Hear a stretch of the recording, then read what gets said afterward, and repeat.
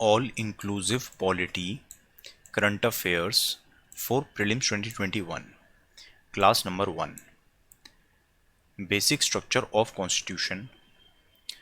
केशवानंद भारती की recently death हो गई, इसलिए यूपीएससी जिन टॉपिक्स पे क्वेश्चन पूछ सकता है वो हैं right to property, basic structure of constitution, judicial review and article 13, constitution amendment, 9th schedule and Coelho case. Right to property. 44th constitutional amendment act 1978, इससे पहले, इस एक्ट से पहले राइट टू प्रॉपर्टी एक फंडामेंटल राइट था, लेकिन इस एक्ट के बाद राइट टू प्रॉपर्टी एक लीगल राइट है, कॉन्स्टिट्यूशनल राइट नहीं है, ऐसा कॉन्स्टिट्यूशन कहता है। ठीक है, इस अमेंडमेंट से पहले कॉन्स्टिट्यूशन कहता था कि राइट टू प्रॉपर्टी एक फंडामेंटल राइट है। अब भी कॉन्स्टिट्यूशन कुछ कहता है राइट टू प्रॉपर्टी के बारे में, लेकिन वो ये कहता है कि पार्लियामेंट चाहे तो कानून बना के आपकी प्रॉपर्टी ले सकती है। यानी कि कॉन्स्टिट्यूशन कहता है कि राइट टू प्रॉपर्टी अब एक लीगल राइट है। ठीक है, तो किस तरह का राइट है राइट टू प्रॉपर्टी? एक लीगल राइट है, ना कि फंडामेंटल राइट, ना कि कॉन्स्टिट्यूशनल राइट। ओरिजिनल कॉन्स्टिट्यूशन में दो आर्टिकल्स 19F और 31 की वजह से राइट टू प्रॉपर्टी एक फंडामेंटल राइट था, लेकिन पब्लिक पर्पस के लिए सरकार आपकी ज़मीन ले सकती थी, लेकिन उस केस में सरकार आपको कंपेंसेशन ज़रूर देगी। ऐसा ओरिजिनली था कॉन्स्टिट्यूशन में। जब ये 44th अमेंडमेंट लाया गया तो 19F और 31 को हटा दिया गया एंड सरकार ने आर्टिकल 300A इंसर्ट किया।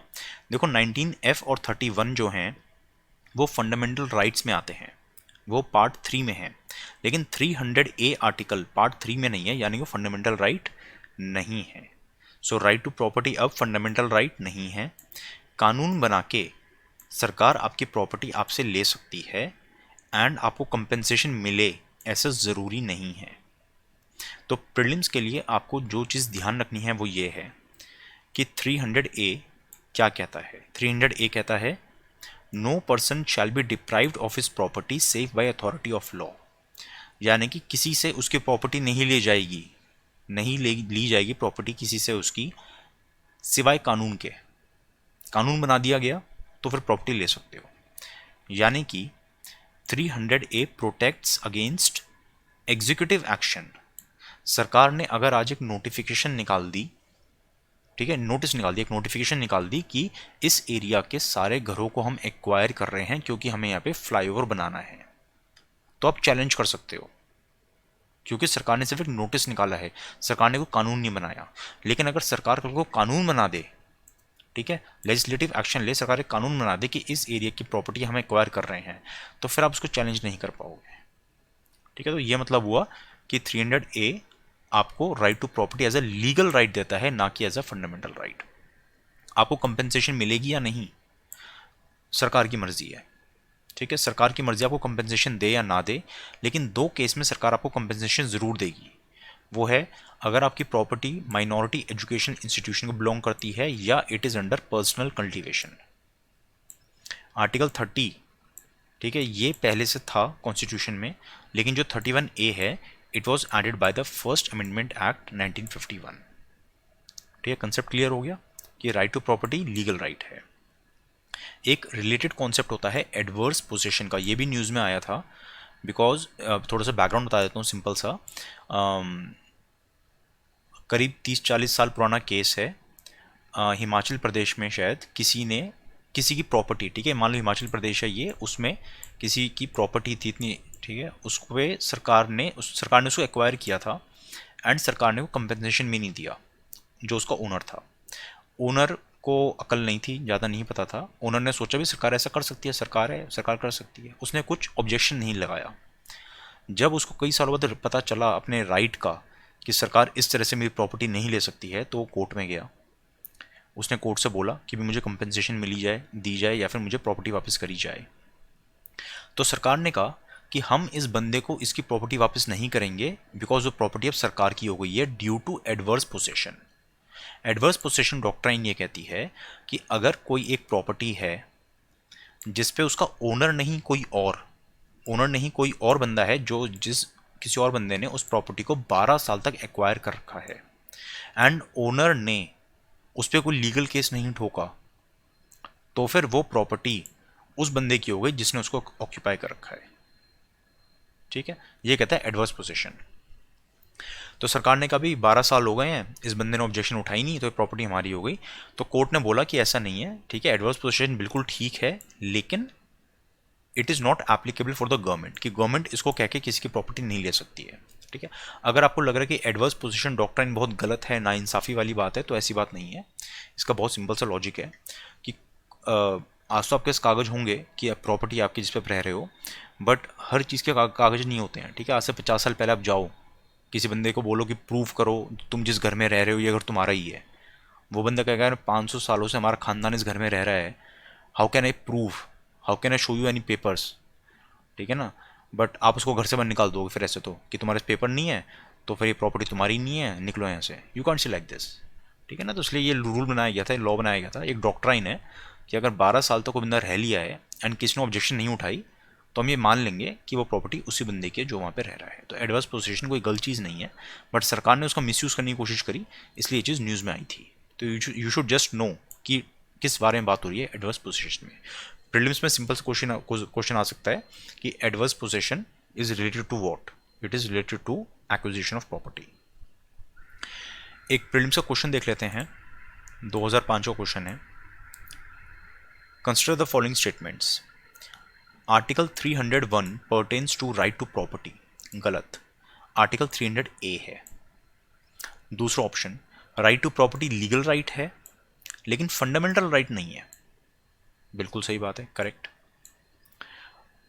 थर्ड ऑप्शन कहता है कि आर्टिकल 300 ए को 44th अमेंडमेंट के थ्रू लाया गया था, बिल्कुल ठीक है, लेकिन इसको कांग्रेस की सरकार नहीं लाई थी, इसको जनता पार्टी लाई थी, इसलिए थर्ड ऑप्शन गलत है। ठीक है, तो सही ऑप्शन हो गया ऑप्शन नंबर 2। अब हम देखते हैं अमेंडमेंट ऑफ कॉन्स्टिट्यूशन। जनरली हम सबको पता है कि अंडर आर्टिकल 368 स्पेशल मेजॉरिटी के through maximum provisions of constitution can be amended, लेकिन कुछ प्रोविजंस होते हैं जो फेडरल फीचर्स को छेड़ते हैं, उनके लिए पार्लियामेंट की स्पेशल मेजॉरिटी के बाद भी 50% ऑफ द स्टेट्स की रैटिफिकेशन चाहिए थ्रू सिंपल मेजॉरिटी। ठीक है, इंडिया में कितने स्टेट्स हैं, उनमें से आधे स्टेट्स की असेंबली एक सिंपल मेजॉरिटी से उसको हाँ कर दें, ठीक है, तो फिर वो अमेंडमेंट होगा। तो ऐसी कौन सी चीज़ें होती हैं, जैसे शेड्यूल 4 में है allocation of Rajya Sabha seats, her state को कुछ कुछ सीटें मिली हुई है राज्यसभा में, किसी को कम किसी को ज़्यादा। अगर सरकार उस एलोकेशन ऑफ सीट को चेंज करना चाहे कि किसी स्टेट को हम कम सीट देंगे किसी को ज़्यादा सीट देंगे, तो ऐसा चेंज करने के लिए पहले लोकसभा और राज्यसभा को स्पेशल मेजॉरिटी से पास करना पड़ेगा उस बिल को, एंड फिर 50% स्टेट्स की रैटिफिकेशन भी चाहिए bye simple majority. Similarly schedule 7 जिसमें 3 लिस्ट हैं, इलेक्शन ऑफ प्रेसिडेंट का इलेक्शन कैसे होता है उस प्रोसेस को आपको चेंज करना है, goods and service tax council में कुछ चेंज करना है, इन चीज़ों के लिए ratification by states is also necessary. लेकिन कुछ चीज़ें ऐसी हैं कॉन्स्टिट्यूशन की जिनको आप सिंपल मेजॉरिटी से चेंज कर सकते हो, जैसे शेड्यूल सेकंड क्या कहता है कि ये जो हमारे टॉप के लोग होते हैं, एग्जीक्यूटिव, लेजिस्लेचर और जुडिशरी के जो टॉप के लोग हैं, उनको कितनी सैलरी मिलेगी, ठीक है, क्या क्या उनको फैसिलिटीज़ वगैरह मिलेंगी, वो सब चीज़ें शेड्यूल 2 में लिखी हैं। तो अगर ऐसी चीज़ों को चेंज करना है तो you can change it by simple majority. Such an amendment of constitution can be made, आप कॉन्स्टिट्यूशन को अमेंड कर रहे हो यहाँ पे, लेकिन you can do it by simple majority. Such a amendment, ऐसी अमेंडमेंट को 368 वाली अमेंडमेंट नहीं माना जाता है, इनका अलग प्रोसेस होता है, बहुत सिंपल सा प्रोसेस होता है। वैसे एक क्वेश्चन यूपीएससी ये भी पूछ सकता है कि शेड्यूल 2 में किन किन के लिए एमोल्यूमेंट्स जो उनकी सैलरी वगैरह हैं वो दी हुई हैं, तो वो हैं प्रेसिडेंट एंड गवर्नर। एग्जीक्यूटिव के टॉप लोग कौन होते हैं भाई, सेंटर में प्रेसिडेंट, स्टेट में गवर्नर। ऐसे ही लेजिस्लेचर में सेंटर में टॉप मोस्ट बंदा कौन होता है, लोकसभा का स्पीकर या डिप्टी स्पीकर, और राज्यसभा का चेयरमैन या डिप्टी चेयरमैन, जो टॉप के लोग हैं, ठीक है, ये हो गया लोकसभा राज्यसभा। ऐसे ही स्टेट्स में होते हैं स्टेट असेंबली और स्टेट काउंसिल, लेजिस्लेटिव काउंसिल, ठीक है, तो उनके भी जो स्पीकर और चेयरमैन वगैरह होंगे वो लोग। तो मेनली इन लोगों की जो भी सैलरी एमोल्यूमेंट्स हैं वो होता है। अब जुडिशरी के टॉप लोग कौन है? सेंटर में है जजेस ऑफ सुप्रीम कोर्ट, स्टेट में है जजेस of high court and CAG. तो ये लोग हैं जिनका सेकंड शेड्यूल में जिक्र है। तो यूपीएससी को कंफ्यूज करने के लिए बोल देगा सीएजी की जगह अटॉर्नी जनरल या इलेक्शन कमिश्नर, ऐसा कुछ। शेड्यूल 5 एंड 6 में कोई चेंज करना हो सिंपल मेजोरिटी से हो जाएगा। किसी स्टेट को ऐड करना हो, उसकी बाउंड्री चेंज करनी हो, किसी स्टेट में लेजिस्लेटिव काउंसिल बनानी हो या एबॉलिश करनी हो, पार्लियामेंट में 10% कोरम चाहिए होता है, उसको चेंज करना है, एमपीज़ की सैलरी चेंज करनी है, सुप्रीम कोर्ट की पावर्स कम करनी है, नहीं कम नहीं ज़्यादा करनी है। अगर पार्लियामेंट चाहती है सुप्रीम कोर्ट की पावर्स बढ़ा दी जाए तो पार्लियामेंट ऐसा करने के लिए कॉन्स्टिट्यूशन को अमेंड करेगी एंड बाय सिंपल मेजॉरिटी काम हो जाएगा। लेकिन अगर पार्लियामेंट चाहे कि सुप्रीम कोर्ट की पावर्स को कम कर दिया जाए तो उसके लिए किस तरह की अमेंडमेंट चाहिए होगी? स्पेशल मेजॉरिटी या विद रैटिफिकेशन? कुछ भी नहीं, क्योंकि parliament can not decrease the powers of supreme court.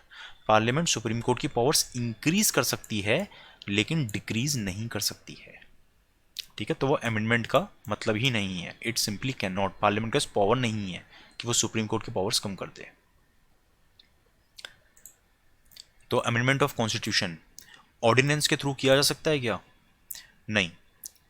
जो भी कानून पार्लियामेंट बना सकती है, जो भी कानून पार्लियामेंट बना सकती है उसके ऊपर president can issue an ordinance, लेकिन कॉन्स्टिट्यूशन अमेंड करने के लिए president can not issue an ordinance. Joint sitting permissible नहीं होती है। एंड 24th अमेंडमेंट 1971 में ऐसा कहा गया कि जब कोई कॉन्स्टिट्यूशन अमेंडमेंट बिल प्रेसिडेंट को दिया जाए तो प्रेसिडेंट को अपनी रजामंदी एसेंट देना ही देना है। प्रेसिडेंट मना नहीं कर सकता, प्रेसिडेंट रिकंसिडरेशन के लिए वापस नहीं भेज सकता, president must sign the bill अगर वो कॉन्स्टिट्यूशन अमेंडमेंट वाला बिल है तो।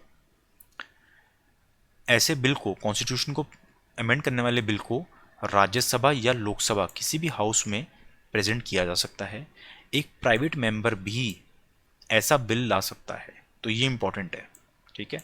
क्या एक प्राइवेट मेंबर बिल लाके कॉन्स्टिट्यूशन को अमेंड करने की कोशिश कर सकता है? बिल्कुल कर सकता है। कुछ recent amendments to our constitution, 101st amendment was on GST, 102nd was on NCBC, 103rd on 10% EWS quota and 104th on reservation in Lok Sabha and state legislative assemblies. इसमें क्या था कि जो लोकसभा और स्टेट लेजिस्लेटिव असेंबलीज में जो रिजर्वेशन मिलती है, ठीक है, वो 10 साल के लिए दी गई थी इनिशियली, बट हर 10 साल बाद पार्लियामेंट उसको एक्सटेंड कर देती है। तो ये वही चीज़ है। एंड स्पेशल चीज़ पर ये हुई है कि जो 2 सीटें एंग्लो इंडियंस के लिए रिजर्व होती हैं वो अब ख़त्म कर दिया गया है। Basic structure, UPSC basic structure के ऊपर क्वेश्चन पूछ सकता है। तो बेसिक स्ट्रक्चर सिंपल है, जैसे एक बिल्डिंग का कुछ बेसिक स्ट्रक्चर होता है, ठीक है ना, उसकी नींव होती है, बीम्स, फाउंडेशन वगैरह वगैरह। तो उन चीज़ों को अगर आप डिस्टर्ब करोगे तो पूरी बिल्डिंग अभी नहीं तो कुछ सालों बाद नीचे गिर जाएगी, बिल्डिंग कमज़ोर हो जाएगी। हो सकता है आपको पता ना लगे, ठीक है, हो सकता है आप लोगों को खुश करने के लिए इसमें पेंट शेंट करते रहो, बट अगर आप पीछे ही चुपके चुपके फाउंडेशन को हिला रहे हो तो अल्टीमेटली वो बिल्डिंग कभी ना कभी क्रैश करेगी। तो इसलिए बेसिक स्ट्रक्चर से छिड़कानी नहीं करनी चाहिए। बट कॉन्स्टिट्यूशन ऐसा कुछ नहीं कहता, ठीक है। तो जो बेसिक स्ट्रक्चर डॉक्ट्राइन है वो कॉन्स्टिट्यूशन में ना तो ओरिजिनली थी और ना ही आ जाए। यूपीएससी कंफ्यूज कैसे करेगा? यूपीएससी आपको सिंपली ये बोलेगा कि ओरिजिनल कॉन्स्टिट्यूशन में बेसिक स्ट्रक्चर डॉक्ट्राइन नहीं थी, लेकिन केशवानंद भारती केस के बाद अब कॉन्स्टिट्यूशन के अंदर पार्लियामेंट ने अमेंडमेंट करके ये डॉक्ट्राइन डाल दी है। तो आंसर है गलत, ठीक है। Basic structure doctrine supreme court ने दी, अभी तक उसको कोई कॉन्स्टिट्यूशन को अमेंड करके उसको लिखा नहीं गया है। आज भी कॉन्स्टिट्यूशन के अंदर बेसिक स्ट्रक्चर जैसी कोई चीज़ नहीं लिखी है। It's a judicial innovation. Judiciary decide करती है कि कॉन्स्टिट्यूशन का कौन सा पार्ट बेसिक स्ट्रक्चर माना जाएगा, कौन सा नहीं माना जाएगा। आपकी एनसीईआरटी में एक इम्पॉर्टेंट चीज़ दी है इसको जस्टिफाई करने के लिए कि इन द ईयर 2000, ठीक है, इन द ईयर 2000 एक कमीशन बिठाया था बीजेपी की सरकार ने, अटल बिहारी वाजपेयी जी जब प्राइम मिनिस्टर थे, वेंकटेचलिया कमीशन। इसको कहते हैं national commission to review working of constitution. 2 साल बाद इस कमीशन ने रिपोर्ट दी। इसका काम था कॉन्स्टिट्यूशन कैसे काम करता है उसको रिव्यू करना। तो इस कमीशन ने भी बेसिक स्ट्रक्चर डॉक्ट्राइन को अपोज नहीं किया था, ठीक है। तो बेसिक स्ट्रक्चर डॉक्ट्राइन को प्रैक्टिकली इंडिया में सभी पॉलिटिकल पार्टीज मान चुकी हैं कि हाँ ये ठीक चीज़ है, इसमें कुछ गलत नहीं है। हालांकि कॉन्स्टिट्यूशन में ऐसे कुछ नहीं लिखा, बट स्टिल सब लोग उसको मान चुके हैं। तो क्योंकि ये फैक्ट आपके एनसीईआरटी में दिया हुआ है, एनसीईआरडब्ल्यूसी वाला, इसलिए एग्जाम के लिए इंपॉर्टेंट है। अच्छा, इसकी जरूरत क्या पड़ी? सुप्रीम कोर्ट ने ये चीज़ क्यों इंट्रोड्यूस करी? क्योंकि कॉन्स्टिट्यूशन कहीं पे साफ साफ नहीं लिख के देता है कि पार्लियामेंट की इतनी ही पावर्स हैं अमेंड करने की। कॉन्स्टिट्यूशन में लिखा है कि parliament can amend the constitution, है ना, लेकिन उसकी कोई लिमिट है या नहीं है? तो ऐसी कोई लिमिट कॉन्स्टिट्यूशन में नहीं बताई गई, ठीक है। तो लिमिट रखनी बहुत ज़रूरी है। कोई भी चीज़ अनलिमिटेड हो तो वो हानिकारक होती है। दूसरी बात ये, एक फिलोसफिकल चीज़ ये है कि अगर किसी कॉन्स्टिट्यूशन में बेसिक स्ट्रक्चर नहीं होगा तो वहाँ पे रूल बाय लॉ होगा, ना कि रूल ऑफ लॉ। किसी भी देश की लॉन्ग टर्म स्टेबिलिटी के लिए रूल ऑफ लॉ बहुत ज़रूरी होता है। अगर रूल ऑफ लॉ नहीं है बल्कि रूल बाय लॉ है तो आज नहीं तो कल वो देश टूटेगा, ठीक है। Rule of law and rule by law में क्या डिफरेंस होता है ये हम बाद में किसी लेक्चर में पढ़ लेंगे। Basic structure, federalism.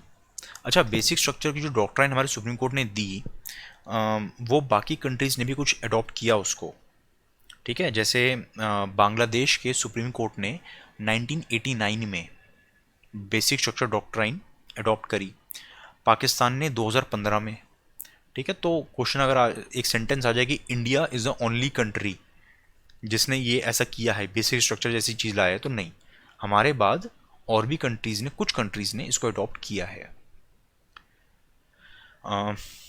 कुछ ये आ सकता है कि which of the following has been declared as basic structure by the court.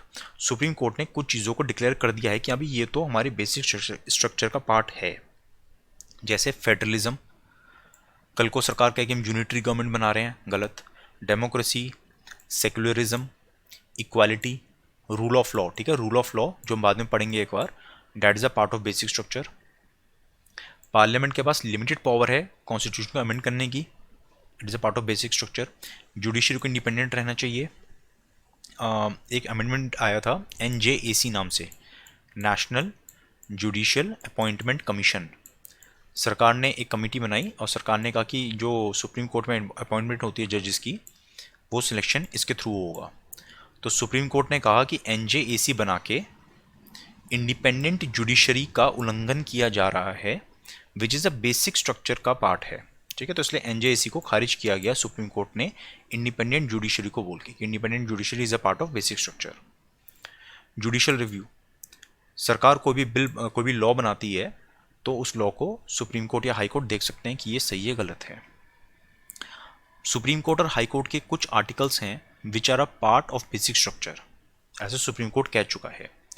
जैसे सुप्रीम कोर्ट के ये ना इंडिविजुअल क्वेश्चन भी आ सकते हैं, कोई बहुत बड़ी बात नहीं है। यूपीएससी पहले पूछ चुका है कि 142 क्या है, यूपीएससी ऐसे क्वेश्चन पूछ चुका है ऑलरेडी कि 142 आर्टिकल किस बारे में है।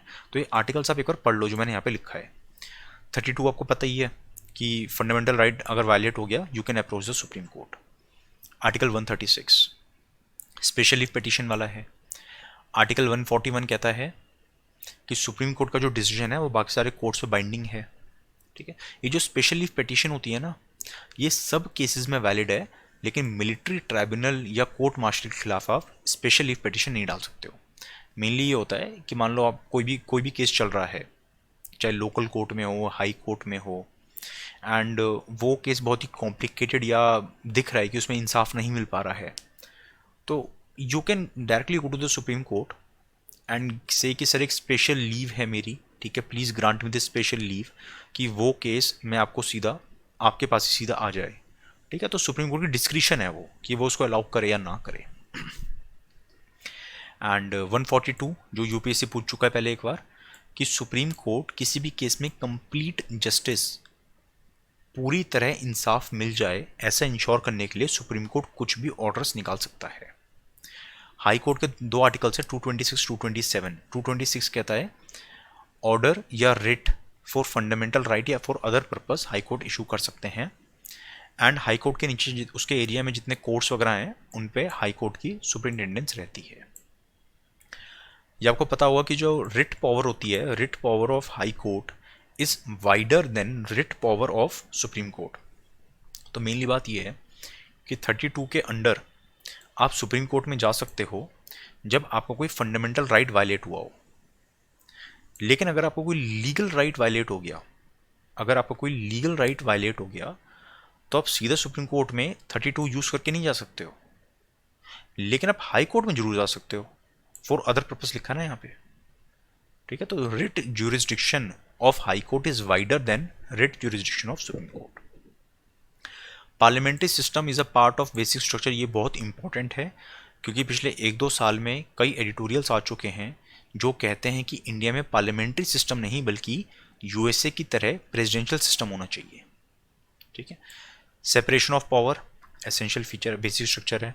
Harmony and balance between fundamental right and DPSP, यहाँ पे आप मिस्टेक कर सकते हो, ध्यान से सुनो।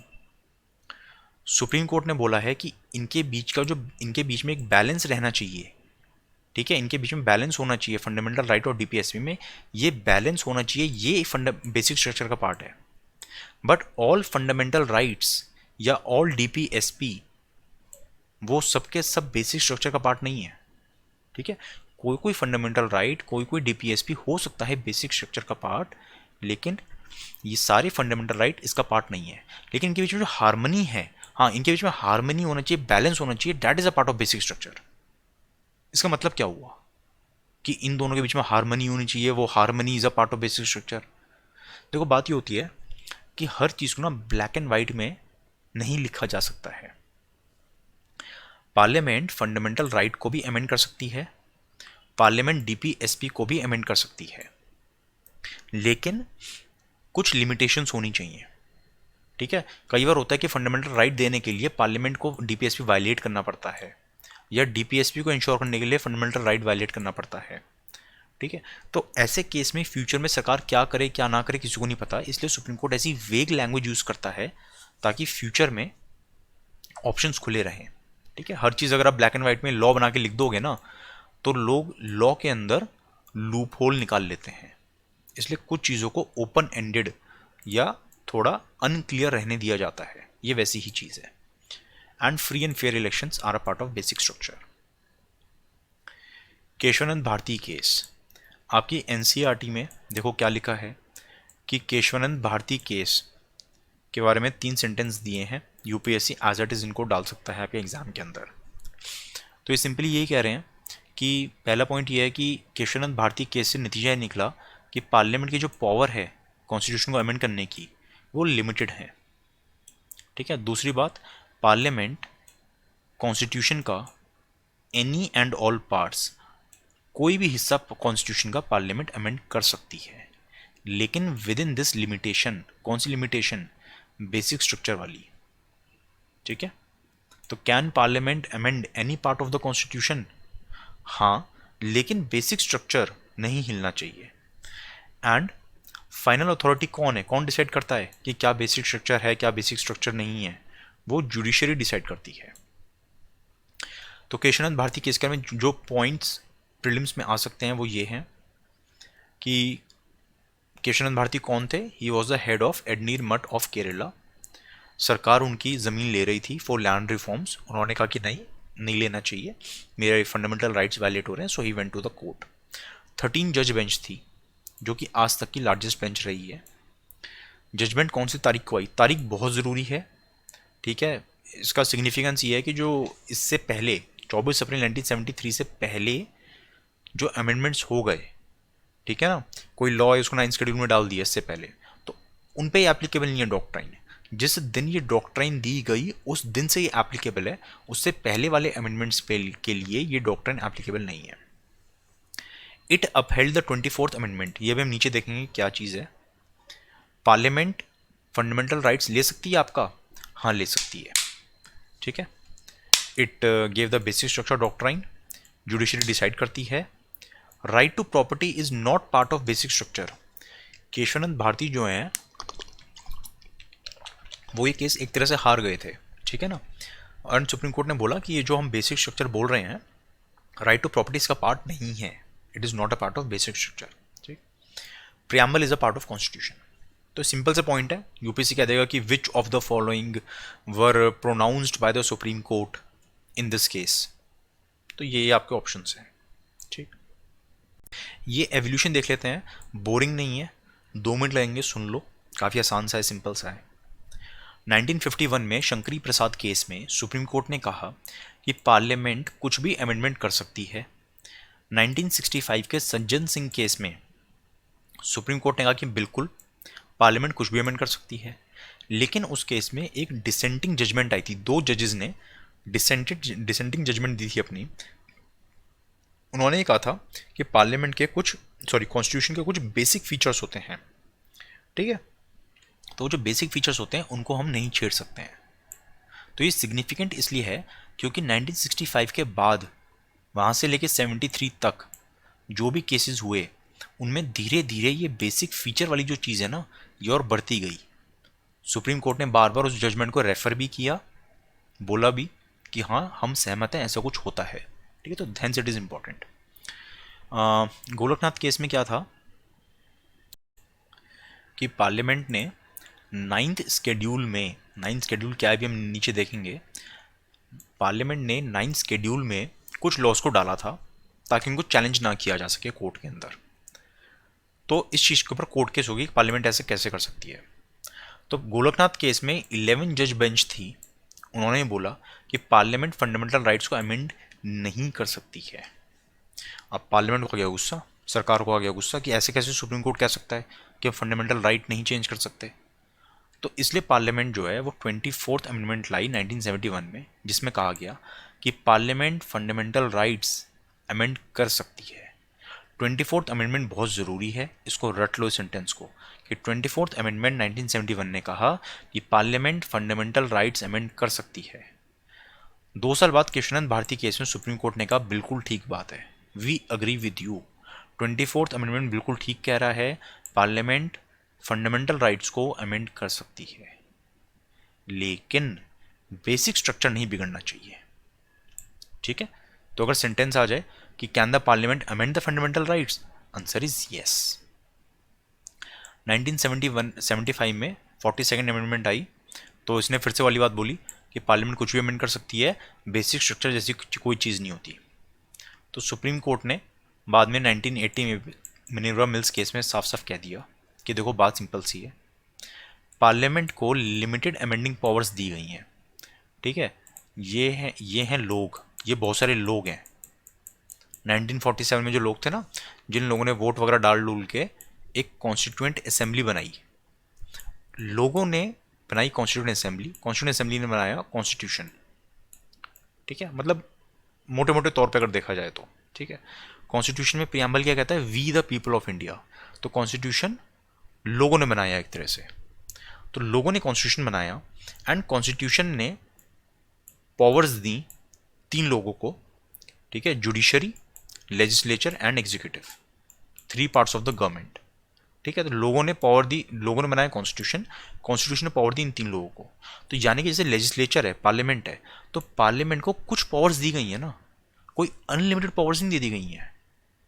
तो वही सुप्रीम कोर्ट ने यहाँ पे बोला था कि parliament has limited amending power, it cannot use the limited power to get unlimited power. जैसे वो है ना अलादीन का चिराग, जिन, ठीक है ना, वो चिराग आपको मिल जाए, वो कहे कि आप 3 विश मांगो मेरे से, आप पहले 2 विश मांग लो, तीसरी विश करना कि मेरी तीसरी विश ये है कि तुम मेरी अनलिमिटेड विशेस पूरी करो।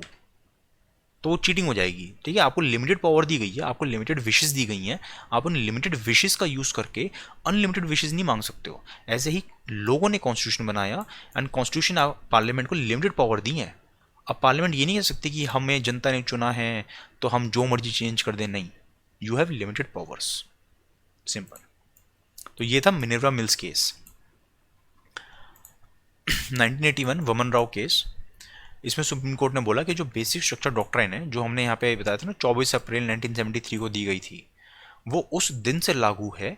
It does not apply retrospectively, यानी कि इस डेट से पहले जो कानून लाए गए, अमेंडमेंट्स लाई गई, they cannot be challenged under this doctrine. 9 schedule क्या है? आज़ादी के टाइम देश में बहुत इनइक्वालिटी, तो ऑब्वियस सी बात है, सरकार लैंड रिफॉर्म्स लाना चाहती थी, लेकिन लैंड रिफॉर्म्स में बीच में कई चीज़ें अड़ गई थी, जैसे राइट टू प्रॉपर्टी वगैरह। तो सरकार ने कभी काम करते हैं, उस समय कॉन्स्टिट्यूशन में 8 शेड्यूल्स थे, 8 शेड्यूल्स थे। सरकार ने कहा कि हमें 9th शेड्यूल लाते हैं, 9th शेड्यूल में हम कुछ लॉज डालेंगे। भाई आज पार्लियामेंट ने एक ऑर्डिनरी लॉ बना दिया, पार्लियामेंट ने एक ऑर्डिनरी लॉ बनाया, लेकिन पार्लियामेंट को डर है कि लोग कोर्ट चले जाएंगे कि सर ये लॉ हमारा फंडामेंटल राइट वायलेट कर रहा है। तो इसलिए पार्लियामेंट क्या करेगी, उस लॉ को 9th शेड्यूल के अंदर डाल देगी। और 9th शेड्यूल में डालने का मतलब ये हुआ कि कोई बंदा कोर्ट में जाके उस लॉ को चैलेंज नहीं कर सकता। ठीक है, तो ये है हमारा मान लो 9th शेड्यूल। 9th शेड्यूल में अपने ख्याल एंट्री नंबर 1 फलाना फलाना लॉ, ठीक है, एंट्री नंबर 2 कोई एक लॉ, कोई एक लॉ, आपने लॉस के नाम लिख दिए। तो अब कोई बंदा कोर्ट में नहीं जा सकता कि सर ये पर्टिकुलर लॉ मेरा फंडामेंटल राइट वायलेट कर रहा है। ये पर्पस है 9th शेड्यूल का। 9th शेड्यूल को फर्स्ट अमेंडमेंट एक्ट से लाया गया था। ठीक है, क्यों? क्योंकि हम जमींदारी एबॉलिशन लॉज वगैरह ला रहे थे, उनमें अड़चने आ रही थी, इसलिए। इंपॉर्टेंट बात प्रीलिम्स के लिए क्या है कि 9th शेड्यूल में स्टेट लॉज भी होते हैं, सिर्फ सेंट्रल लॉज नहीं होते हैं, स्टेट लॉज भी उसमें डाले जा सकते हैं। इनिशियली 13 लॉज थे, आज 9th शेड्यूल में अराउंड 284 लॉज हैं। प्रीलिम्स 2003 में क्वेश्चन आया था कि 9th शेड्यूल कब डाला गया था? By first amendment. IR Coelho case 2007, इसको कहते हैं 9th शेड्यूल केस। इसमें कहा गया था कि जो 9th शेड्यूल है it is not immune to judicial review. हमने यहाँ पे 9th शेड्यूल में क्यों लॉज डाले थे कि जुडिशरी इनमें इंटरफेयर ना करे। तो कोयलो केस में सुप्रीम कोर्ट ने बोला कि 9th शेड्यूल के जो लॉज आपने डाल दिया ना कि अब तो जुडिशरी इनमें कुछ नहीं कर सकती, कोर्ट कुछ नहीं कर सकता, ऐसा कुछ भी नहीं है। क्यों? क्योंकि judicial review is a part of basic structure. How can you restrict us? भाई जुडिशियल रिव्यू क्या होता है कि पार्लियामेंट ने एक लॉ बनाया और सुप्रीम कोर्ट या हाई कोर्ट उसको देख रहे हैं कि लॉ सही है गलत है अकॉर्डिंग टू कॉन्स्टिट्यूशन, उसको कहते हैं judicial review. Judicial review basic structure का पार्ट है और पार्लियामेंट कह रही है कि 9th शेड्यूल के लॉज को आप देख नहीं सकते हो, ऐसे कैसे नहीं देख सकते? It is a part of basic structure, हमारी पावर है जुडिशियल रिव्यू की। तो इसलिए कोयलो केस इसलिए इंपॉर्टेंट है कि 9th schedule is not immune to judicial review. अगर कोई बंदा सुप्रीम कोर्ट में चला जाए और बोले कि भी देखो ऐसा है सर, 9th शेड्यूल में कोई फलाना फलाना लॉ है, एक तो वो लॉ मेरा फंडामेंटल राइट वायलेट कर रहा है, ऊपर से जो बेसिक स्ट्रक्चर ऑफ कॉन्स्टिट्यूशन है उसको भी वायलेट कर रहा है। तो अगर ये दोनों बातें हैं तो फिर सुप्रीम कोर्ट 9th शेड्यूल के उस लॉ को भी खारिज कर सकता है। ठीक है, this is the importance of IR Coelho case.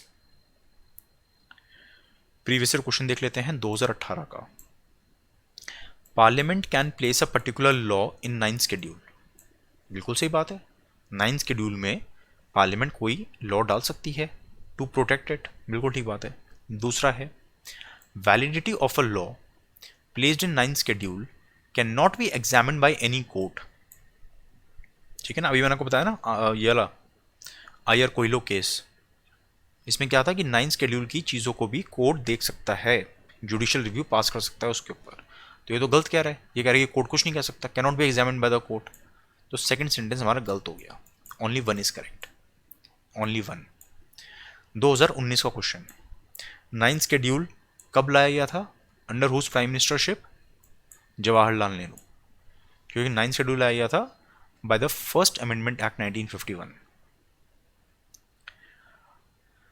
Next is article 13 and judicial review. Judicial review हम कौन से कॉन्स्टिट्यूशन से हमने बोरो किया था? यूएस कॉन्स्टिट्यूशन से। जैसे मैंने आपको अभी बताया कि लोग हैं, people, we the people of India, लोगों ने बनाया कॉन्स्टिट्यूशन, कॉन्स्टिट्यूशन ने पावर्स दी तीनों को, ठीक है। तो फिर जब इनको पावर्स मिली हैं तो इस सेपरेशन ऑफ पावर का एक बहुत अहम चीज़ ये होती है कि कोई भी ऑर्गन ऑफ गवर्नमेंट ज़्यादा पावरफुल ना बन जाए। लेजिस्लेटिव ब्रांच यानी कि पार्लियामेंट बहुत ज़्यादा पावरफुल ना बन जाए। अगर वो ज़्यादा पावरफुल बन रही है या कुछ गलत काम कर रही है, मिसयूज़ कर रही है अपने पावर्स का, तो कोर्ट की जिम्मेदारी है कि वो उस पर लगाम लगाए। This is separation of power. Power को बांट दो।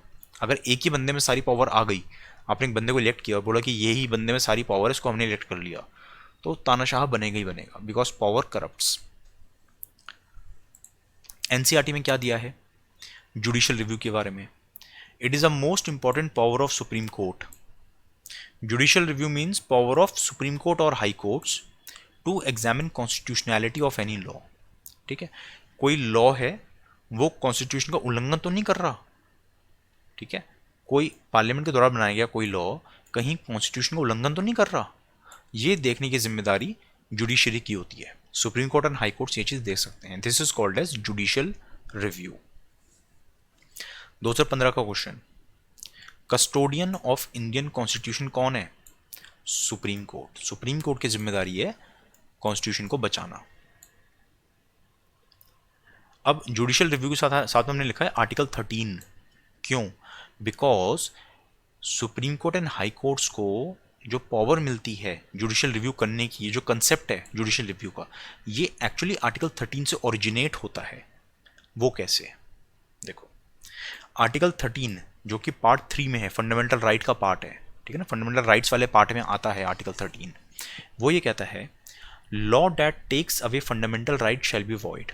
लॉ डैट टेक्स अवे, कोई कानून जो किसी से किसी का फंडामेंटल राइट छीन ले, वैसा कानून वॉइड है, बेकार है, खत्म है, वो एग्जिस्ट नहीं करता एक तरह से, ठीक है ना। लेकिन आपने ऐसा कह तो दिया, भाई आर्टिकल में लिखा है, आर्टिकल 13 में लिखा है कि ऐसा कानून वैलिड नहीं है, लेकिन आपको ऐसी बात बोलनी भी तो पड़ेगी ना। ये डिक्लेयर कौन करेगा इस बात को? कौन प्रूव करेगा, कौन डिक्लेयर करेगा कि हाँ ये कानून जो है वो फंडामेंटल राइट्स को वायलेट कर रहा है? तो ये डिक्लेयर कर सकता है supreme court and high courts. तो आर्टिकल 30 में बात बोल दी गई। अब एम्पावर करता है आर्टिकल 32 सुप्रीम कोर्ट को। सुप्रीम कोर्ट के पास पावर है कि वो ऐसे किसी लॉ को इनवैलिड घोषित कर सकता है। ऐसे ही हाई कोर्ट्स अंडर 226 घोषित कर सकते हैं कि फलाना लॉ फंडामेंटल राइट को वायलेट कर रहा है, हेंस इट इज वॉइड। ठीक। दूसरी बात ये कि supreme court is bound to declare such a law invalid. क्यों? क्योंकि जो आर्टिकल 32 है it itself is a part of fundamental right, ठीक है ना। लेकिन जो 226 है it is not a part of fundamental right, ठीक है। दूसरी इंपॉर्टेंट बात ये कि अगर कोई सेंट्रल गवर्नमेंट यानी कि पार्लियामेंट ने कोई लॉ बनाया जो कि फंडामेंटल राइट्स को आपसे छीन लेता है, तो हाई कोर्ट पार्लियामेंट के लॉ को वो कर सकता है, वॉइड घोषित कर सकता है। हाँ बिल्कुल, ठीक है। ये सुप्रीम कोर्ट क्लैरिफाई कर चुका है बाद में भी कि हमारे देश में जितने हाई कोर्ट्स हैं, चाहे वो छोटे से छोटा हाई कोर्ट क्यों ना हो, छोटे से स्टेट का छोटा सा हाई कोर्ट, वो भी पार्लियामेंट के द्वारा बनाए हुए किसी लॉ को इनवैलिड घोषित कर सकता है, ठीक है। ये इंपॉर्टेंट चीज़ है। अब तो ठीक है, तो फिर ये हो गया article 13 provides for judicial review, because ये ऐसा कहता है, ठीक है। लेकिन जो जुडिशियल रिव्यू टर्म है वो कॉन्स्टिट्यूशन में कहीं पे नहीं लिखी हुई, इम्प्लाइड है। आर्टिकल 13 की जो लैंग्वेज है उस समय में मान लिया है कि ये जुडिशियल रिव्यू की बात हो रही है यहाँ पे। अब सवाल ये उठता है कि ये काफ़ी इंपॉर्टेंट चीज़ है अब कि जो आर्टिकल 13 में लिखा है कि law that takes away fundamental right shall be void, ये लॉ का क्या मतलब है? लॉ का मतलब कुछ भी। लॉ का मतलब ज़रूरी नहीं कि पार्लियामेंट एक बिल पास करे फिर वो लॉ बने, हम उस लॉ की बात कर रहे हैं, नहीं। कल को सरकार कोई ऐसी नोटिफिकेशन निकाल दे, ठीक है, सरकार कुछ रूल्स बना दे, प्रेसिडेंट कोई ऑर्डिनेंस निकाल दे, कोई भी चीज़ जो आपके फंडामेंटल राइट आपसे छीन रही है, that is considered, that is a law, and ऐसा लॉ इनवैलिड है, ठीक है। ऐसी कोई भी चीज़ जो आपके फंडामेंटल राइट छीने, दैट विल बी इनवैलिड, ऐसा आर्टिकल 13 में लिखा है। लेकिन अगर कोई कॉन्स्टिट्यूशन को अमेंड किया जा रहा है तो क्या वो मतलब कॉन्स्टिट्यूशन को अमेंड करके आपके फंडामेंटल राइट्स चेंज करे जा सकते हैं? ठीक है, आपके फंडामेंटल राइट्स कम किए जा सकते हैं? तो आंसर है हाँ। जैसे हमने ऊपर देखा था कि आर्टिकल 13 में जो है ना एक लाइन इंसर्ट करी गई थी bye 24th amendment. 24th amendment 1971, ऊपर बताया था मैंने आपको, वो जो ये जो क्रोनोलॉजी हमने यहाँ पे देखी थी, 1971 24th amendment, parliament can amend fundamental right. क्योंकि गोलकनाथ केस में सुप्रीम कोर्ट ने बोला कि पार्लियामेंट फंडामेंटल राइट अमेंड नहीं कर सकती, तो पार्लियामेंट लाई 24th अमेंडमेंट जिसने बोला कि पार्लियामेंट फंडामेंटल राइट अमेंड कर सकती है। तो ये 24th अमेंडमेंट है जिसमें ऐसा बोला गया। ये जो लाइन है आर्टिकल 13 में, अगर आप आज कॉन्स्टिट्यूशन खोल के देखोगे तो आपको लाइन मिलेगी कि constitution amendment is not a law, मतलब कॉन्स्टिट्यूशन को अमेंड करके फंडामेंटल राइट छीने जा सकते हैं। ठीक है, 24th अमेंडमेंट में ये बात लिखी गई। केशवानंद भारती में सुप्रीम कोर्ट ने कहा कि बिल्कुल ठीक बात है।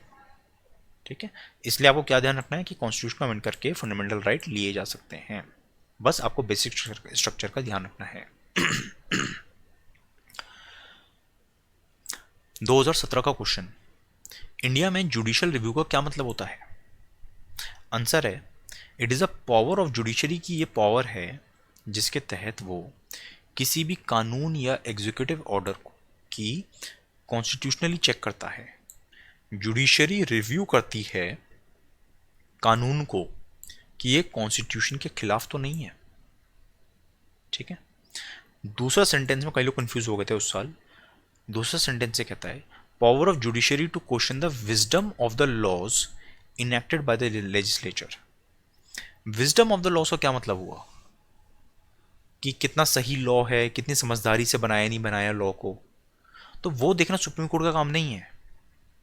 ठीक है, कानून क्यों बनाया गया, सही मतलब इससे कितना फ़ायदा होगा सरकार को, लोगों को कितना फ़ायदा होगा, कितना नुकसान होगा, वो सारी वो विजडम, कितनी समझदारी से लॉ बनाया गया, वो सारी चीज़ें मतलब नहीं है सुप्रीम कोर्ट को। सुप्रीम कोर्ट को इतना देखना है कि कॉन्स्टिट्यूशन के हिसाब से वो लॉ वैलिड है या नहीं है। That is judicial review. 2019 का question, no high court shall have the jurisdiction to declare central law invalid. मैंने आपको ऊपर बताया अभी कि सेंट्रल गवर्नमेंट ने कोई लॉ बनाया, उसको कोई भी हाई कोर्ट इनवैलिड घोषित कर सकता है। दूसरा, amendment to constitution can not be called into question in supreme court. गलत, कॉन्स्टिट्यूशन का अमेंडमेंट किया है, उस अमेंडमेंट को भी सुप्रीम कोर्ट स्ट्रक डाउन कर सकता है, रिव्यू कर सकता है। ठीक है, तो दोनों ही सेंटेंस हमारे गलत हो गए। So answer is neither one nor two. 2020 का question, constitution defines basic structure in terms of blah blah blah blah. ये जो चीज़ें हैं ना, federalism, secularism, fundamental right, democracy, ये सब ठीक है, कह सकते हो कि हाँ ये आपका बेसिक स्ट्रक्चर का पार्ट होगा, कह सकते हो ऐसा मे बी, ठीक है, लेकिन कॉन्स्टिट्यूशन में ऐसा कहीं नहीं लिखा। ठीक है ना, ये चीज़ें सुप्रीम कोर्ट बताता है। तो यहाँ पे लिखा है constitution defines basic structure as this, नहीं, कॉन्स्टिट्यूशन क्वेश्चन डिफाइन करता। राइट, तो पहला गलत हो गया। दूसरा है constitution of India provides for judicial review to safeguard citizens liberties and preserve ideals on which constitution से बेस्ड। बिल्कुल ठीक बात है, कॉन्स्टिट्यूशन जुडिशियल रिव्यू प्रोवाइड करता है थ्रू आर्टिकल नंबर 13। ठीक है, next is US presidential elections, sorry US में प्रेसिडेंट का इम्पीचमेंट। तो ट्रंप आज तक का he has been the only president of USA जिसको 2 बार इम्पीच किया गया। तो इंडिया में अगर प्रेसिडेंट को इम्पीच करना है तो उसके लिए आर्टिकल है आर्टिकल नंबर 61। ग्राउंड्स क्या है इंडिया में कि प्रेसिडेंट अगर कॉन्स्टिट्यूशन को वायलेट करते हैं then he can be impeached. उसके लिए लोकसभा या राज्यसभा में 1/4 मेंबर्स चार्जेस के अगेंस्ट साइन करेंगे। प्रेसिडेंट को 14 डेज का नोटिस मिलेगा। फिर लोकसभा या राज्यसभा जो है, जो भी केस होगा, वो 2/3 मेजॉरिटी से पास करेंगे। फिर वो बिल दूसरा हाउस में जाएगा, वहाँ पे भी 2/3 मेजॉरिटी से पास होगा एंड प्रेसिडेंट स्टैंड्स इम्पीच्ड। ठीक है, तो ये प्रोसेस है, आपको ध्यान क्या रखना है प्रीलिम्स के लिए, 1/4, 14 डेज एंड 2/3, ये चीज़ें ध्यान रखनी है सिर्फ। यूएसए में what are the grounds for removing the president? Treason, bribery, high crimes and misdemeanours. Detail ज़रूरी नहीं है। इंडिया में लोकसभा या राज्यसभा कहीं पे भी वो बिल पेश किया जा सकता है। ठीक है, लेकिन यहाँ पे जो है वो सिर्फ लोअर हाउस में ही चार्जेस इनिशिएट किए जाएंगे। हायर हाउस जैसे राज्यसभा हो गया मान लो, वहाँ पे आप चार्जेस इनिशिएट नहीं कर सकते। फिर जो लोअर हाउस जहाँ पे चार्जेस इनिशिएट हुए, वहाँ पे सिर्फ सिंपल मेजॉरिटी चाहिए। इंडिया में दोनों हाउसेज में स्पेशल मेजॉरिटी चाहिए, 2/3 ऑफ टोटल मेंबरशिप। वहाँ पे लोअर हाउस में सिंपल मेजॉरिटी चाहिए, एंड जैसे ही लोअर हाउस में सिंपल मेजॉरिटी आ गई, प्रेसिडेंट स्टैंड्स इम्पीच्ड। फिर अगर अपर हाउस 2/3 मेजॉरिटी से हाँ कर दे, देन प्रेसिडेंट इज रिमूव्ड। तो इंडिया में जो बोलते हैं इम्पीच्ड, ठीक है, इम्पीच्ड मतलब इंडिया में बोला जाता है एक तरह से प्रेसिडेंट को हटा दिया गया। यूएस में इम्पीच का मतलब ये नहीं होता हटा दिया गया, वो रिमूवल होता है। ठीक है, इम्पीच मतलब कि सिर्फ लोअर हाउस ने इम्पीच किया है। एक और बात वैसे एक जनरल नॉलेज के लिए, जैसे इंडिया में पार्लियामेंट है, तो यूएस में क्या है, यूएस की पार्लियामेंट को बोलते हैं कांग्रेस। ठीक है, जो इंडिया में पार्लियामेंट को बोलते हैं, तो वैसे वो यूएस में कांग्रेस बोलते हैं। अब इंडिया की जो पार्लियामेंट है वो कहाँ पे है, पार्लियामेंट बिल्डिंग में ना, संसद भवन में। ये संसद भवन की फोटो है ऊपर से। तो जो संसद भवन यानी जो बिल्डिंग है, जिस बिल्डिंग में हमारी पार्लियामेंट है, उस बिल्डिंग को हम बोलते हैं संसद भवन। यूएस के लोग अपनी उस बिल्डिंग को बोलते हैं कैपिटल बिल्डिंग। इंडिया में जैसे लोकसभा है, वहाँ पे है हाउस ऑफ रिप्रेजेंटेटिव्स या लोअर हाउस। जैसे इंडिया में राज्यसभा है, वहाँ पे है सेनेट। ठीक। हमने यूएस कॉन्स्टिट्यूशन से क्या फीचर्स बोरो किए थे, fundamental rights, the post of vice president, judiciary की independence, judicial review, and removal of president, supreme court और हाई कोर्ट जजेस। अभी डोनाल्ड ट्रंप जो हैं, ये ही इज़ द ओनली प्रेसिडेंट जिसको 2 बार इम्पीच किया गया।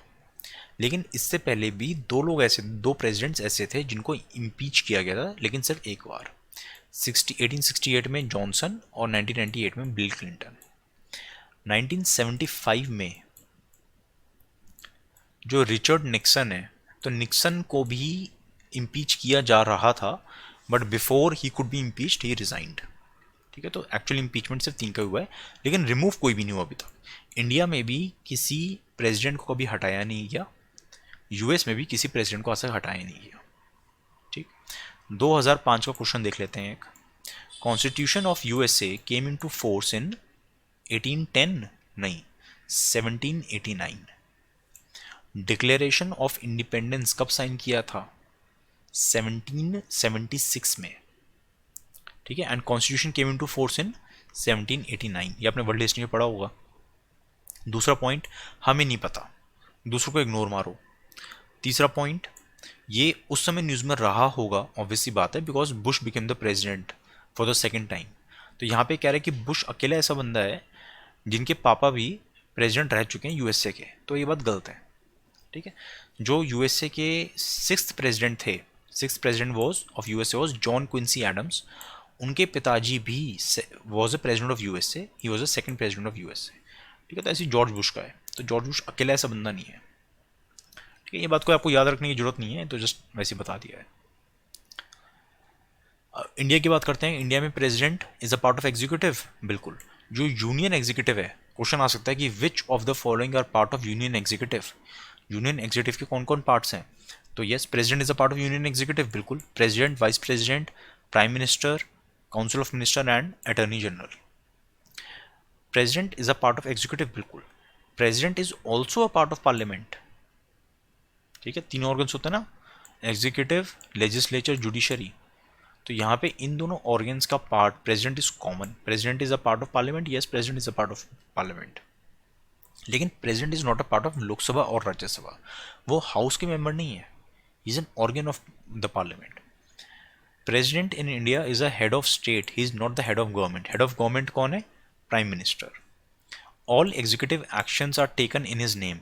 ये जो क्वेश्चन है ना, फोर्थ पॉइंट, ये आया था आपका प्रीलिम्स 2014 में, शायद हाँ 14 ही था वो। तो इसमें उन्होंने ऑप्शन लिखा था कि ऑल एग्जीक्यूटिव एक्शंस, केंद्र सरकार के जो भी एग्जीक्यूटिव एक्शंस हैं, they are taken in the name of prime minister. उन्होंने प्राइम मिनिस्टर लिख दिया था, इसलिए वो सेंटेंस गलत था। सही आंसर है प्रेसिडेंट। क्वालिफिकेशंस, प्रेसिडेंट बनने के लिए क्या क्वालिफिकेशंस चाहिए, he should be a citizen of India.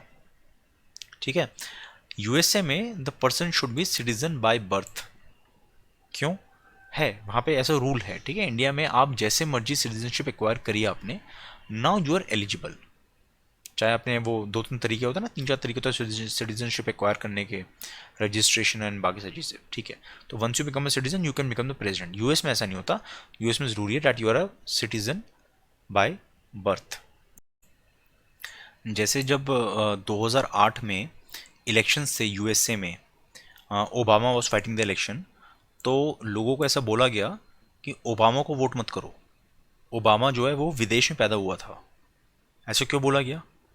Because देखो, विपक्ष को विदेश से अगर आप लिंक कर दोगे तो समझ लो आपकी इलेक्शन में जीत पक्की है, ठीक है ना। वही उनका एम था। लेकिन ओबामा ने काफ़ी अच्छे से इलेक्शन लड़ा and he one the elections, ठीक है। तो वहाँ पे वो सिटीजनशिप बाय बर्थ का उन्होंने पंगा डाल दिया था।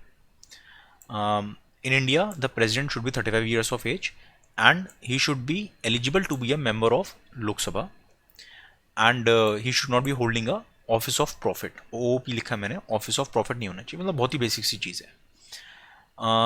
50 electors and 50 electors should be proposer and 50 should be seconders. 15,000 रुपये डिपॉजिट करना है विद RBI। 1/6 वोट्स नहीं मिले तो वो डिपॉजिट फोरफीट हो जाएगा, ठीक है। तो ये तो बहुत ही बेसिक सी चीज़ें हैं, इनको बस 2-3 बार पढ़ लेना एक बार। इलेक्शंस, प्रेसिडेंट का इलेक्शन कैसे होता है? प्रेसिडेंट का इलेक्शन में elected MPs and MLAs take the part. तो यहाँ पे आपको ध्यान रखना, कोई भी नॉमिनेटेड MP या MLA पार्ट नहीं ले सकता है। एंड दिल्ली एंड पुडुचेरी के भी जो इलेक्टेड MPs हैं, सॉरी इलेक्टेड MLAs हैं, वो भी पार्ट लेते हैं, ठीक है। तो यानी कौन पार्ट नहीं लेता in the election of president? कोई भी नॉमिनेटेड मेंबर ऑफ पार्लियामेंट है, नॉमिनेटेड MLA है, या मेंबर ऑफ लेजिस्लेटिव काउंसिल है, या फिर कोई असेंबली डिसॉल्व हो गई, स्टेट असेंबली डिसॉल्व हो गई, उसके जो MLAs हैं, तो ये लोग वोट नहीं डालते हैं। तो आपको सिंपल से क्या ध्यान रखना है, MP या MLA जो कि इलेक्टेड हुआ है, ठीक है, elected, they are part of the electoral college. Voting is not by first past the post system, ठीक है। FPTP में क्या होता है, जो जनरल इलेक्शंस होते हैं FPTP के हिसाब से होते हैं, ठीक है। तो इसमें क्या है कि आपका 30% या 35% वोट के हिसाब से भी सरकार बन जाती है, इसमें ऐसा नहीं होता। Proportional representation by single transferable vote से क्या होता है कि वी एंश्योर कि जो भी बंदा प्रेसिडेंट बना है ही एंजॉयज एब्सोल्यूट मेजॉरिटी, यानी कि एटलीस्ट आधे वोट्स तो 50% वोट्स उस बंदे को जरूर मिले हैं। अब वो मैकेनिज्म क्या होता है वोट ट्रांसफर करने का, जो है ना सिंगल ट्रांसफरेबल वोट, ठीक है, वो मैकेनिज्म इंपॉर्टेंट नहीं है एग्जाम के लिए। वोटिंग ओपन बैलेट के थ्रू होती है, सीक्रेट बैलेट, तो सीक्रेट बैलेट होती है। प्रेसिडेंट के इलेक्शन कौन कंडक्ट करवाता है? सुप्रीम कोर्ट नहीं, इलेक्शन कमीशन ऑफ इंडिया, ठीक है। रिटर्निंग ऑफिसर कौन होता है? लोकसभा या राज्यसभा के सेक्रेटरी जनरल। कोई डिस्प्यूट होता है तो सुप्रीम कोर्ट उसको देखेगा। एंड मान लो किसी बंदे को आपने प्रेसिडेंट बना दिया 1 जनवरी को, ही बिकेम द प्रेसिडेंट, और 1 फेब को कोर्ट ने डिक्लेयर कर दिया कि इसका इलेक्शन नल एंड वॉइड है, इसको प्रेसिडेंटशिप से हटाओ, ये गलत तरीके से प्रेसिडेंट बना है, ऐसा कुछ मान लो हो गया, तो पूरे जनवरी में उस बंदे ने एज अ प्रेसिडेंट जो भी फैसले लिए वो इनवैलिड नहीं होंगे, ठीक है। तो ये आखिरी सेंटेंस है। Oath, president takes oath to preserve, protect and defend constitution and law. Oath कौन देता है? चीफ जस्टिस ऑफ इंडिया, अगर वो एब्सेंट है तो सीनियर मोस्ट जज ऑफ सुप्रीम कोर्ट। प्रेसिडेंट की टर्म कितनी होती है? 5 साल, ये सबको पता है। गलती लोग कहाँ कर देते हैं, लोगों को ऐसा लगता है कि मान लो 5 साल की टर्म है एंड 5 साल की टर्म पूरी हो गई बट अगला प्रेसिडेंट अभी तक नहीं आया है, तो फिर इन द मीन टाइम कौन राज करेगा? स्टूडेंट सोचते हैं कि वाइस प्रेसिडेंट, जबकि ऐसा नहीं है, ठीक है। जो प्रेसिडेंट है ही विल ओनली कंटिन्यू, जब तक नया बंदा नहीं आता तब तक president will continue. And if you wants to resign he will resignation letter भेजेंगे अपना वाइस प्रेसिडेंट को, प्रेसिडेंट रेजिग्नेशन लेटर भेजेंगे अपना वाइस प्रेसिडेंट को, ना कि चीफ जस्टिस को।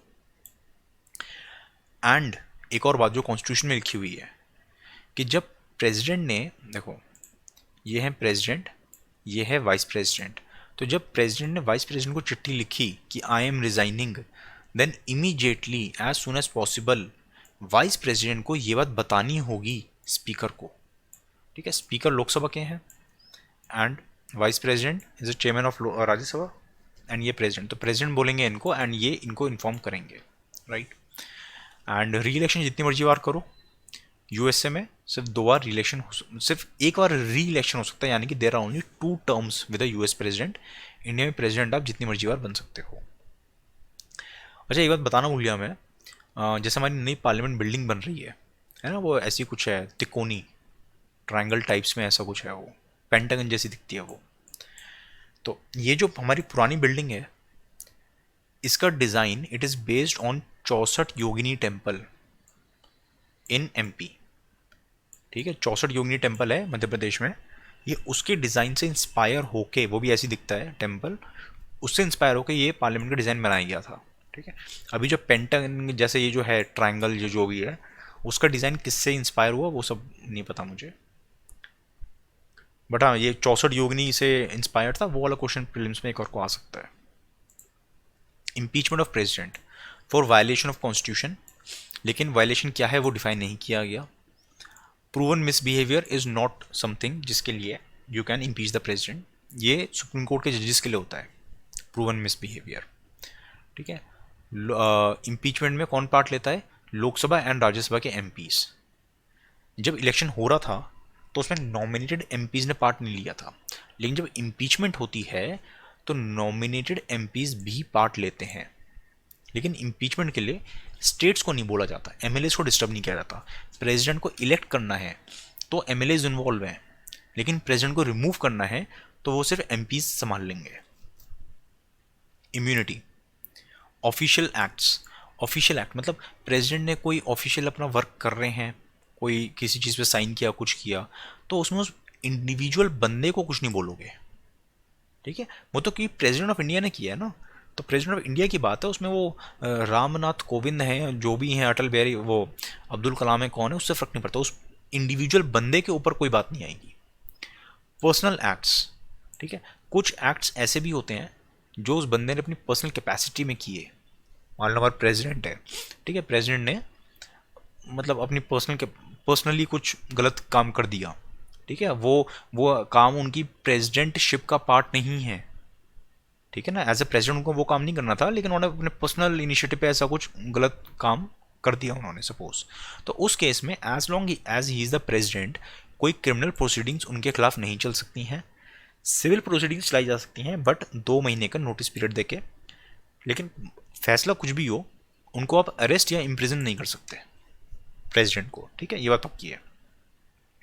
वैकेंसी, मान लो प्रेसिडेंट की डेथ हो जाए, जैसे हमारे 2 प्रेसिडेंट्स रह चुके हैं जिनकी ऑफिस में ही डेथ हो गई थी while they were the president. ठीक है, तो डेथ हो जाए, रिज़ाइन कर दें, ऐसा कुछ हो, तो उस केस में vice president will act as a president. अगर वाइस प्रेसिडेंट भी नहीं है तो chief justice of India, and अगर वो भी नहीं है तो सीनियर मोस्ट सुप्रीम कोर्ट जज। एंड इलेक्शन आपको 6 महीने में करवाने पड़ेंगे। यहाँ पे मैंने लिखा है but not expiry of term. President की टर्म थी, टर्म खत्म हो गई, अगला प्रेसिडेंट अभी तक आया नहीं है, तो उस केस में क्या वाइस प्रेसिडेंट संभालेंगे प्रेसिडेंट को ऑफिस? नहीं, मैंने आपको ऊपर बताया था ना, अनटिल सक्सेसर कम्स, जब तक नया बंदा नहीं आ जाता ये वाले जो प्रेसिडेंट हैं अभी वो ही टिके रहेंगे। एक इंटरेस्टिंग चीज़, मोहम्मद हिदायतुल्ला, ये इंडिया में अकेले ऐसे बंदे रहे हैं जो प्रेसिडेंट भी रहे हैं, वाइस प्रेसिडेंट भी रहे हैं and chief justice of India भी रहे हैं। एक्चुअली 1968 से 70 के बीच में he was the chief justice of India, लेकिन उस टाइम जो प्रेसिडेंट थे,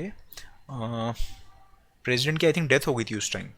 ठीक है, तो वाइस प्रेसिडेंट ने मामला संभाल लिया था, but vice president also resigned, तो फिर बात किस पे आ गई? चीफ जस्टिस पे। So he acted as a president. फिर 10 साल बाद आम सहमति से उनको वाइस प्रेसिडेंट बनाया गया। सारी पॉलिटिकल पार्टीज ने कहा बहुत बढ़िया बंदे हैं, ऑपोजिशन वाले, सरकार वाले, सब साथ में आ गए, सबने कहा भी he is a very good person to be the vice president, उनको बनाया गया।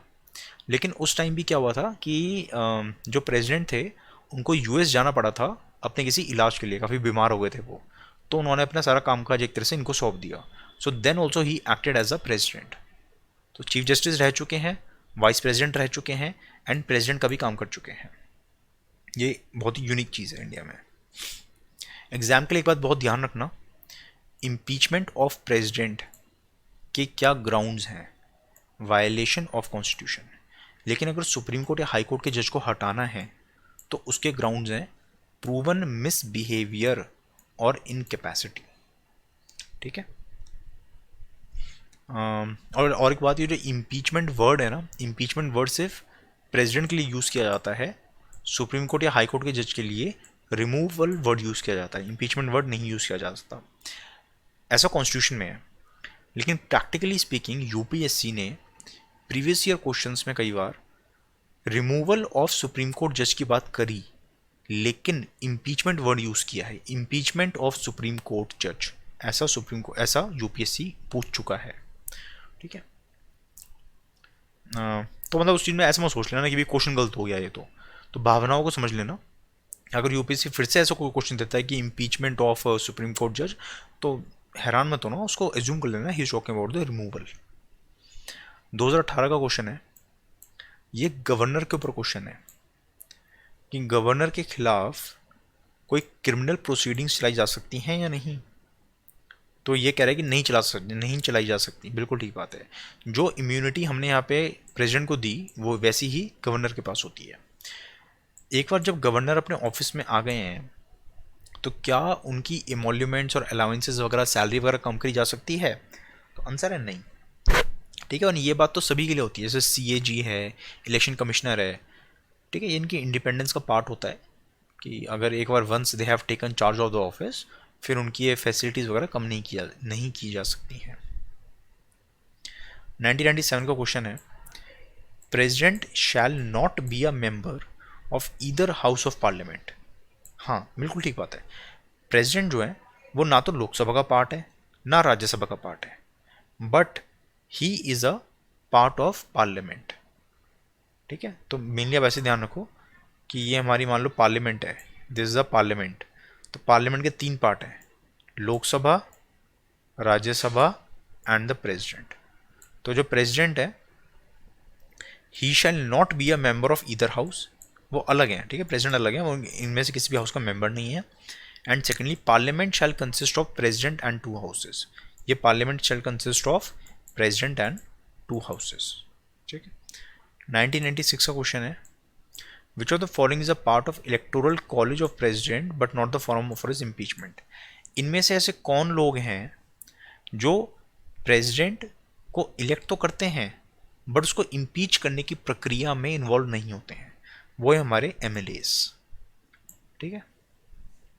आपके जैसे लक्ष्मीकांत में कुछ फॉर्मूले दिए हुए हैं कि एक एमएलए के वोट की क्या वैल्यू है, एमपी के वोट की क्या वैल्यू है। ये फॉर्मूले वगैरह मेरे हिसाब से याद करने की कोई ज़रूरत नहीं है। ठीक है। You can ignore them. 2018 में क्वेश्चन आया था प्रेसिडेंट के ऊपर, प्रेसिडेंट के इलेक्शन मेथड के ऊपर। The value of the vote of each MLA varies from state to state. जैसे मान लो हमारा ये है, सपोज ये है राजस्थान, ये है हमारा हरियाणा। ठीक है।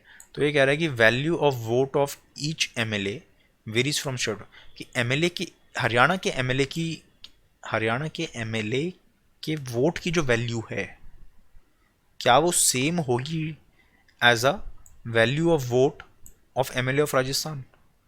तो आंसर है नहीं, इट वेरीज। वो यहाँ पे बोल रहा है ना कि value of vote of MLA varies from state to state.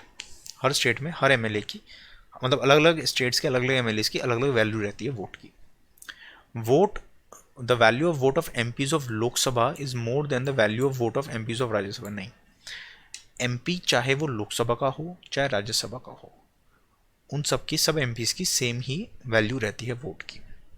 इस चीज़ को याद कैसे रखोगे? याद रखो इस डायग्राम के थ्रू। ये हमारे प्रेसिडेंट है, हाफ द प्रेसिडेंट, ये जो आधा हिस्सा आपको दिख रहा है, दिस इज द यूनियन। ठीक है। तो president equally represents, I equally represent both the union and the states collectively.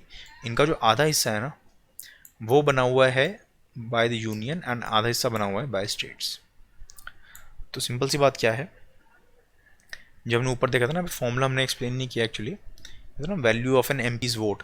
Main बात ये रहती है कि जो एमपी के वोट की जितनी वैल्यू है, टोटल बहुत सारे एमपीज हैं, राज्यसभा प्लस लोकसभा, उन सब एमपीज के वोट की वैल्यू, ये आ गई वैल्यू कुछ, सारे एमपीज के वोट की कुछ वैल्यू आ गई, that should be equal to the value of vote of all the MLAs, देश में जितने भी एमएलएज हैं। ठीक है, तो यहाँ पे वही चीज़ है कि आधे प्रेसिडेंट बने हुए हैं यूनियन से एंड आधे बने हुए हैं स्टेट से। अब स्टेट में भी सब स्टेट्स के बीच में पैरिटी है, इक्वालिटी है। ठीक है, ये चीज़ इंश्योर करी गई है। राज्यसभा में भी ऐसी होता है, सारे स्टेट्स को इक्वल सीट दी जाती है, गलत। ठीक है, राज्यसभा में सारे स्टेट्स को इक्वल सीट नहीं दी जा सकती है, नहीं दी जाती है। यूएस में होता है, यूएस में इक्वल मिलती है, यहाँ पे ऐसा नहीं होता इंडिया में।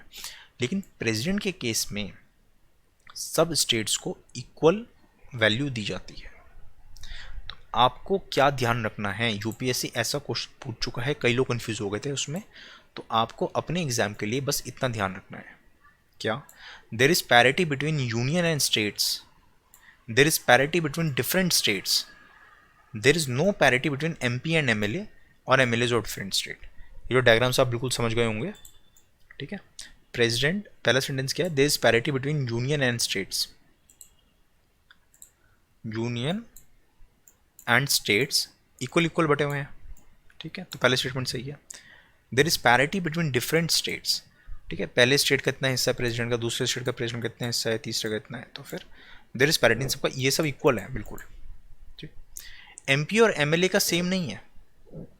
हम यहाँ पे स्टेट्स बोला कि मान लो राजस्थान का एमपी, राजस्थान का एमएलए और हरियाणा का एमएलए, तो यहाँ पे एमएलए की बात नहीं हो रही थी, यहाँ पे स्टेट की बात हो रही है कि राजस्थान की उतनी ही वैल्यू है जितनी हरियाणा की है। ठीक है, ये राजस्थान है, ये हरियाणा है, तो राजस्थान की उतनी ही वैल्यू है जितनी हरियाणा की है, लेकिन उनके एमएलए को कंपैरिजन नहीं किया है हमने, because number of MLAs are different. ठीक, पार्डनिंग पावर ऑफ प्रेसिडेंट। देखो, पार्डनिंग पावर ऑफ प्रेसिडेंट बहुत सिंपल सा है कि प्रेसिडेंट की, हम बोलते हैं ऐसा कि प्रेसिडेंट के पार्डन करने की पावर है, बट एक्चुअली जो भी यूनियन कैबिनेट उनको बोलती है वो चीज़ उनको फॉलो करनी होती है। यूएस में ऐसी कोई रिस्ट्रिक्शन नहीं है। ठीक है, यूएस में प्रेसिडेंट का जिस मर्जी को माफ़ करने का मन करे वो माफ़ कर सकते हैं। इंडिया में प्रेसिडेंट की मर्जी नहीं चलती है, यहाँ पे कैबिनेट की मर्जी चलती है। It is executive power of the president independent of judiciary.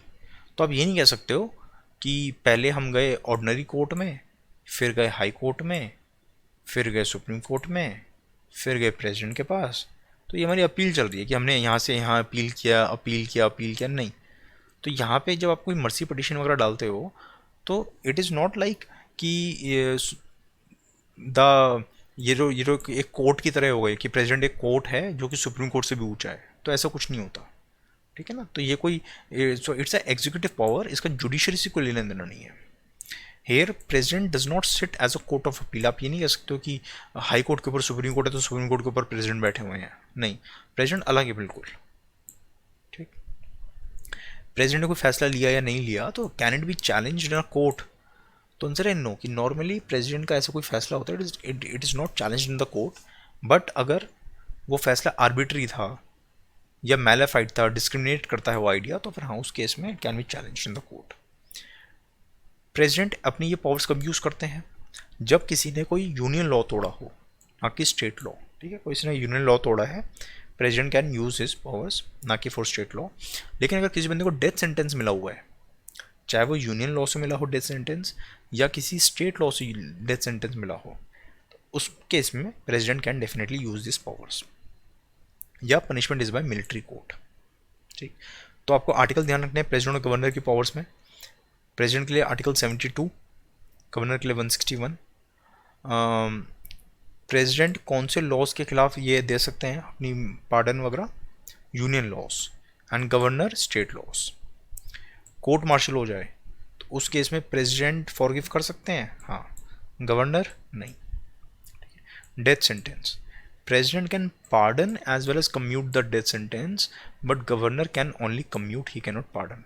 अब सब लोगों को कन्फ्यूजन रहता है कि ये pardon, commute, commutation, remission, respite, reprieve, इनका एग्जैक्टली मतलब क्या होता है, इनको याद कैसे करें। जितना मर्जी याद कर लो भूल जाओगे। ठीक है, तो मैं कुछ आपको डायग्राम के थ्रू समझाऊंगा ताकि आपको ये चीज़ें हमेशा ध्यान रहे, कभी कंफ्यूज नहीं होंगे फिर आप। पार्डन, पार्डन का हमारा डायग्राम रहेगा ये वाला। पार्डन मतलब माफ़ कर देना। ठीक है, माफ़ कर देना, जैसे बोलते हैं ना कि यार ठीक है बात को ख़त्म कर, जो हुआ उसको भूल जा।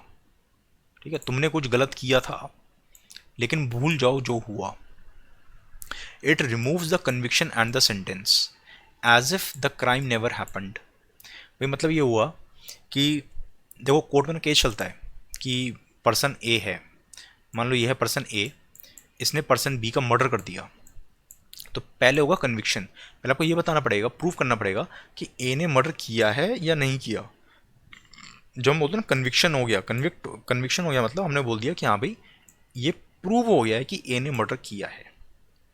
अब उस मर्डर के लिए जब वो कन्विक्ट हो गया तो उसके बाद उसको सज़ा कितनी मिलेगी, 10 साल की, 15 साल की, 20 साल की, फांसी की, जो भी होगी। ठीक है, हो गया सेंटेंस। तो पहले होता कन्विक्शन, फिर होता सेंटेंस। पार्डन में हम कहते हैं इट रिमूव्स द कन्विक्शन। हम ये नहीं कह रहे कि इस बंदे को 20 साल की सजा हुई इसको कम कर दो 2 साल, नहीं। हम यहाँ पे सेंटेंस, हम ये कन्विक्शन को ही ओवर रूल कर रहे हैं। यानी कि हम ये कह रहे हैं कि नहीं नहीं नहीं, इस बंदे ने कोई मर्डर नहीं किया। ठीक है, that is meaning of conviction. यानी कि जो हुआ उस सबको भूल जाओ। भगवान जी हैं, भगवान जी बोल रहे हैं कि यार मैंने सब रिवर्स कर दिया टाइम वाइम में, मैंने सब तुम्हारी बुरे काम इरेज कर दिए हैं। दैट इज पार्डन, माफ़ कर दिया मैंने तुम्हें। दूसरा है इस कम्यूटेशन। कम्यूटेशन किस वर्ड से बना है, कम्यूट। कम्यूट मतलब ट्रैवल करना। इसको याद कैसे रखोगे, कहाँ से कहाँ ट्रैवल कर रहे थे हम। एक बंदा था उसको फांसी होने वाली थी, तभी सर प्रेसिडेंट को दया आ गई, उन्होंने कहा भी इसको कम्यूट कर देते हैं। तो फिर उसको कम्यूट करवाओ, ट्रैवल करवाओ फ्रॉम फांसी के फंदे टू द जेल। ये बंदा जेल में पड़ा रहेगा बट इसको फांसी मत दो। ठीक है, दैट इज कम्यूट आपने किया, कम्यूटेशन। तो you are replacing a hard punishment with a lighter one. कि किसी को आपको लटकाना था, लटकाने की जगह आपने उसको जेल में डाल दिया, तो आपने पनिशमेंट को रिप्लेस किया है बाय कम्यूटिंग द प्रिजनर। ऐसे ध्यान रखो इसको। तीसरा है रेमिशन। रेमिशन किस वर्ड की तरह मिलता जुलता लग रहा है, रेमिटेंस। जैसे इंडिया में एक बूढ़ी माँ है, ठीक है, उनको अपना यूएस में बैठा हुआ बेटा पैसे भेजता रहता है, रेमिटेंसेस। तो ऐसे केस में क्या होगा, हमें कहते हैं ना रेमिटेंसेस आ रहे हैं, ये रेमिट है, तो मे बी वो बच्चा भेजेगा तो हमेशा सेम ही चीज़, पैसे ही भेजेगा। ठीक है ना, कोई सब्जी भाजी बना के थोड़ा ना भेजेगा, भेजेगा पैसा ही, लेकिन उसका अमाउंट वेरी करता रहेगा। किसी महीने कम भेज देगा, किसी महीने ज़्यादा भेज देगा, कोई ज़्यादा खर्चे हैं तो घर पे, इस तरह से, है ना। तो फिर वही चीज़ है यहाँ पे कि रेमिशन में amount is reduced without changing the character. पैसा ही भेजना है, आईफोन खरीद के नहीं भेजना। So without changing the character, जो सजा है वही सजा रहेगी, लेकिन उसका अमाउंट कम कर दिया जाएगा। अगर तुम्हें रिगोरियस इम्प्रिजनमेंट दी गई है 5 साल की, तो वो 2 साल की कर दी गई, लेकिन रहेगी रिगोरियस इम्प्रिजनमेंट ही। राइट। तीसरा है रिस्पाइट। अब ये पाइट का जो आखिरी 3 वर्ड्स हैं PITE, तो पाइट का बना दो पिटी। यहाँ पे दीजिए रिस्पाइट। रिस्पाइट मतलब पिटी, पिटी मतलब दया आना। क्यों, कोई स्पेशल फैक्ट होगा भाई, कोई विमेन है, ठीक है, शी इज़ इन जेल, वो जेल में है, उसको फांसी होने वाली है बट शी इज़ प्रेग्नेंट। ठीक है, तो फिर आपने कभी इस पर दया कर लेते हैं।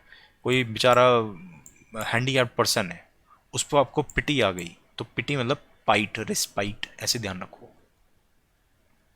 तो यहाँ पे हम क्या करते हैं, हम पनिशमेंट को कम कर रहे हैं due to some special fact, तभी हमें पिटी आ रही है, ये feeling pity for that person. Last is reprieve. अब रिप्राइव के आखिरी 3 वर्ड है रिप्राइव, ईवी से बना दो इवनिंग।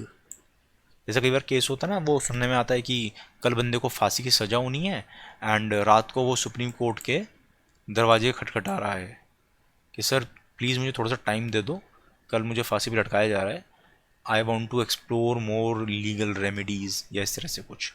ठीक है ना, तो वाली बात है रिप्राइव, ईव का बन गया इवनिंग, मतलब शाम को कोर्ट ख़त्म हो गया, फिर वो बंदा गया और कहता है कि सर मुझे ना वो मर्सी पिटिशन डालनी है या प्रेसिडेंट का पार्डन चाहिए, ठीक है, बट टाइम ही नहीं बचा मेरे पास क्योंकि कल तो मुझे फांसी पे लटका देंगे।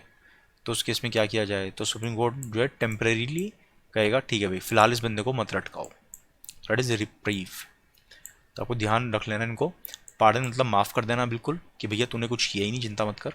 कम्यूटेशन मतलब कम्यूट कर रहे हो from a harder punishment to a lower punishment. Remission मतलब रेमिटेंस, भेजोगे तो पैसे ही, ठीक है, तो character will not change but the amount will change. Respite, pite मतलब पिटी, लाइक डिसेबल्ड और प्रेगनेंसी। रिप्राइव, ईव मतलब इवनिंग, मतलब रात को, इवनिंग, शाम के बाद आप गए सुप्रीम कोर्ट, गेट खटखटाया कि सर कल फांसी है, मुझे बचा लो, allow me some time to seek pardon. Official language, India की नेशनल लैंग्वेज क्या है? राष्ट्रभाषा हिंदी। हिंदी नहीं है, ठीक है। हर बंदा बोलता है कि हिंदी हमारी राष्ट्रभाषा है, नहीं है। इंडिया की कोई राष्ट्रभाषा नहीं है, there is no national language on India. Official language जरूर है, ऑफिशियल लैंग्वेज है हिंदी एंड इंग्लिश। कॉन्स्टिट्यूशन ये कहता है कि Hindi in Devanagari script is a official language, लेकिन जो न्यूमरल्स होंगे वो हिंदी वाले यूज नहीं होंगे, वो इंटरनेशनल यूज होते हैं। कॉन्स्टिट्यूशन ने कहा कि जो हिंदी है वो हमारी ऑफिशियल लैंग्वेज है, लेकिन क्योंकि ऑलरेडी बहुत सारी चीज़ें इंग्लिश में काम कर रही थी उस टाइम, ठीक है ना, many many things were in English, तो पार्लियामेंट ने कहा भी ठीक है, कॉन्स्टिट्यूशन कहता है कि अगले 15 साल तक 1965 तक आप इंग्लिश को भी यूज़ कर सकते हो। 1965 से पहले 1963 के थ्रू पार्लियामेंट ने एक्सटेंड कर दिया यूज़ ऑफ इंग्लिश, ठीक है। It extended the use of English for indefinitely. तो यूपीएससी का देगा 10 साल के लिए एक्सटेंड कर दिया, नहीं। तो ठीक है ना, क्योंकि पार्लियामेंट ने इनडेफिनेटली हमेशा के लिए एक्सपैंड कर दिया, ये चीज़ एक्सटेंड कर दिया, तो इसलिए आज हमारे पास दो ऑफिशियल लैंग्वेजेस हैं, English and Hindi. Official language of, ये तो था ऑफिशियल लैंग्वेज ऑफ यूनियन। अब बात करते हैं ऑफिशियल लैंग्वेज ऑफ स्टेट्स। तो वो स्टेट की जो लेजिस्लेटिव असेंबली होती है वो अपने आप डिसाइड कर लेगी। Official language of court, court की ऑफिशियल लैंग्वेज इंडिया में सुप्रीम कोर्ट और हाई कोर्ट की, दैट इज़ इंग्लिश, ठीक है। तो अगर आप इसको चेंज करना चाहते हो, आप कहते हो कि कोई पर्टिकुलर हाई कोर्ट है, उसमें कोई और लैंग्वेज भी यूज़ करी जा सके, तो आप वो चीज़ करवा सकते हो बाय लॉ, ठीक है। पार्लियामेंट या स्टेट लेजिस्लेचर को लॉ बना देगा, फिर वो चीज़ हो सकती है। Parliament has not made any provision for the use of Hindi in supreme court, ठीक है। सुप्रीम कोर्ट में सारी चीज़ें सिर्फ इंग्लिश में होती हैं।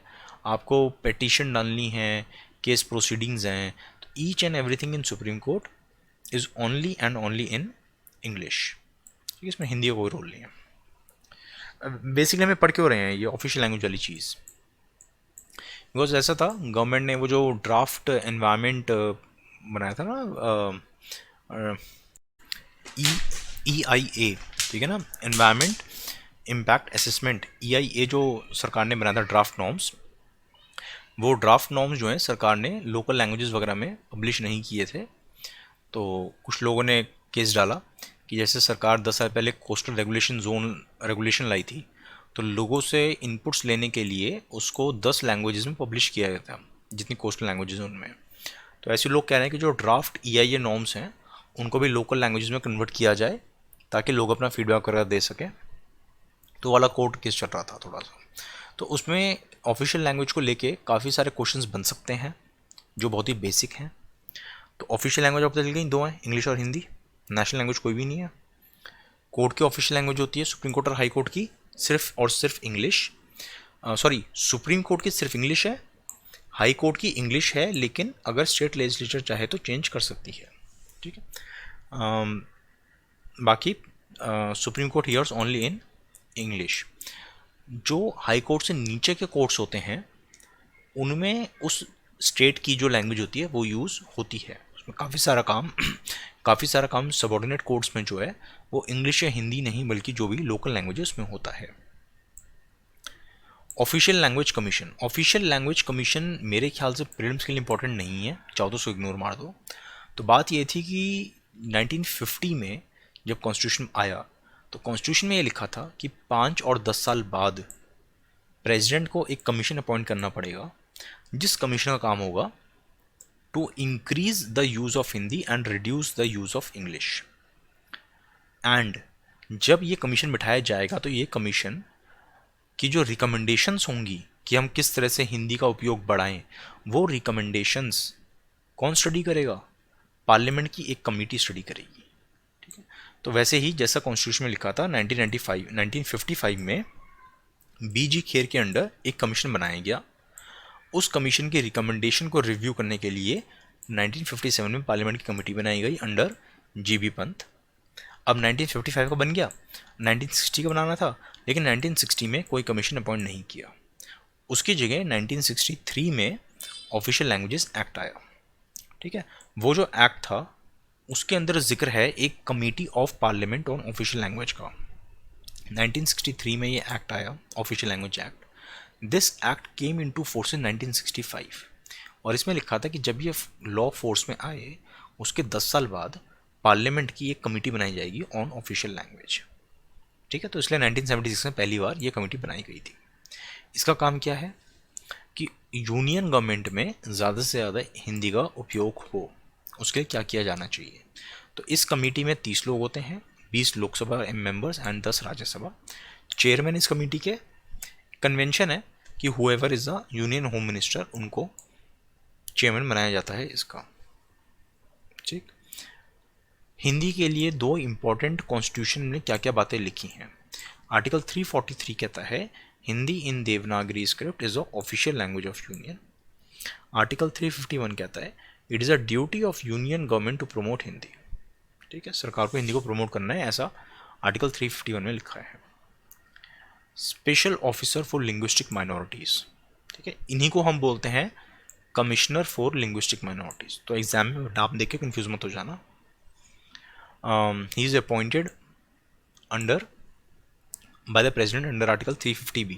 तो मेनली जो हमने अभी हम नीचे देखेंगे कि स्टेट रीऑर्गेनाइजेशन हुआ था ना 1956 में ऑन लिंग्विस्टिक बेसिस।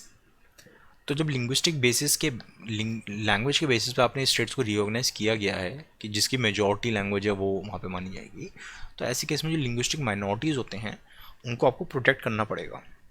ठीक है, तो इसीलिए जब अमेंडमेंट आया था तब ये आर्टिकल 350B इंसर्ट किया गया था। काम क्या है इसका? To safeguard provided by the linguistic minorities के लिए जो भी सरकार में होते हैं सेफ गार्ड्स वगैरह, उनको रिव्यू करते रहना। इनकी क्वालिफिकेशन, टेन्योर, सैलरी वगैरह कॉन्स्टिट्यूशन में मेंशन नहीं है। It comes under the ministry of minority affairs and इनका headquarter, special officer of linguistic minorities का हेडक्वार्टर इलाहाबाद में नहीं है। लक्ष्मीकांत और कई किताबों में इलाहाबाद लिखा है, लेकिन 2015 में the office shifted from Allahabad to Delhi.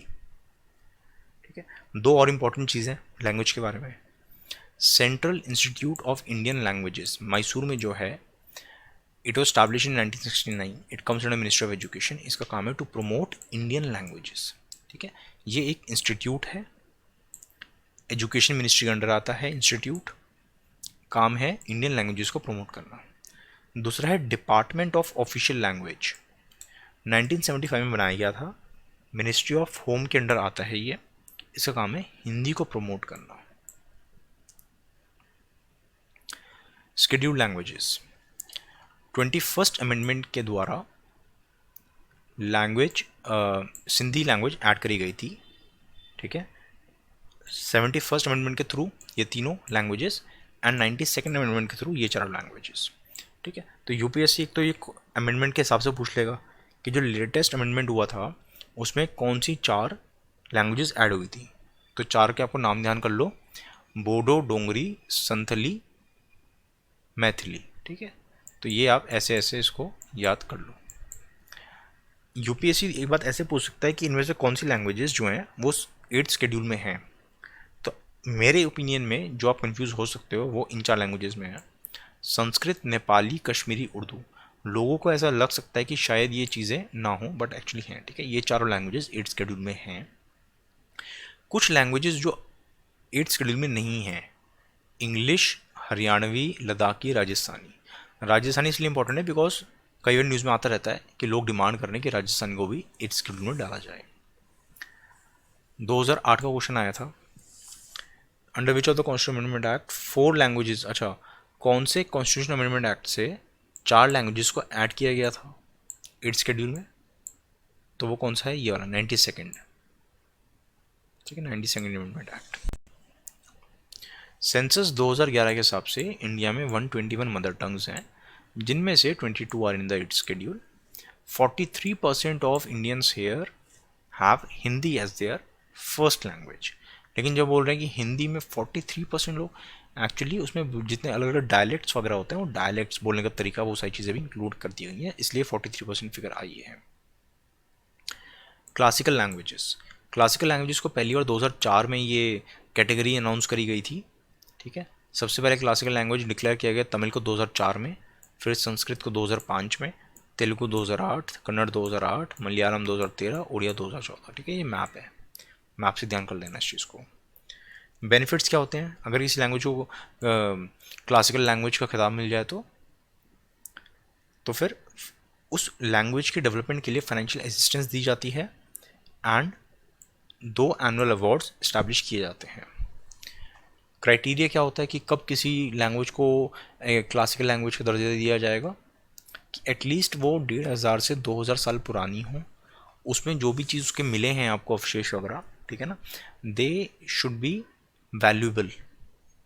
ठीक है, and it should the original, कोई बोरोड फीचर्स नहीं होने चाहिए। There are many discontinuity between classical and modern form, there में भी। ठीक है, तो यहाँ पे ऐसा कहा जाता है कि जैसे मान लो एक लैंग्वेज है, वहाँ से 1000 साल पहले कुछ और थी एंड आज कुछ और है, तो लैंग्वेज काफ़ी कॉमन है बट थोड़े बहुत डिफरेंसेस हैं। ठीक है, तो ये चीज़ एप्लीकेबल है, अलाउड है। Hindi is the third most spoken language in the world with 615 million speakers after English. ठीक है, वर्ल्ड वाइड अगर आप देखो तो Hindi is the third most spoken language. ठीक है, फर्स्ट नंबर पे English, Mandarin, Hindi, Spanish, French, Arabic, Bengali. 2008 का प्रीलिम्स का क्वेश्चन देखो, among the Indian languages which one is spoken maximum in the world after Hindi. तो आंसर क्या हो जाएगा इसका, Bengali. Linguistic reorganisation of states, simple सी स्टोरी है। 1948 में सरकार ने धार कमीशन बनाया, लेकिन धार कमीशन ने कहा कि स्टेट्स को लैंग्वेज के बेसिस पे स्प्लिट मत करो, एडमिनिस्ट्रेटिव कन्वीनियंस है तो अलग बात है। 1948 में ही फिर कांग्रेस ने कमेटी बनाई, JVP committee, that is Jawaharlal Nehru, Vallabh भाई पटेल एंड पत्ताभी सीतारमैया। ठीक है, जेवीपी कमेटी ने कहा कि लिंग्विस्टिक बेसिस पे स्टेट्स को मत बनाओ। ठीक, अक्टूबर 1953 में काफ़ी प्रेशर में आने के बाद सरकार को आंध्रा को बनाना पड़ा as a first linguistic state.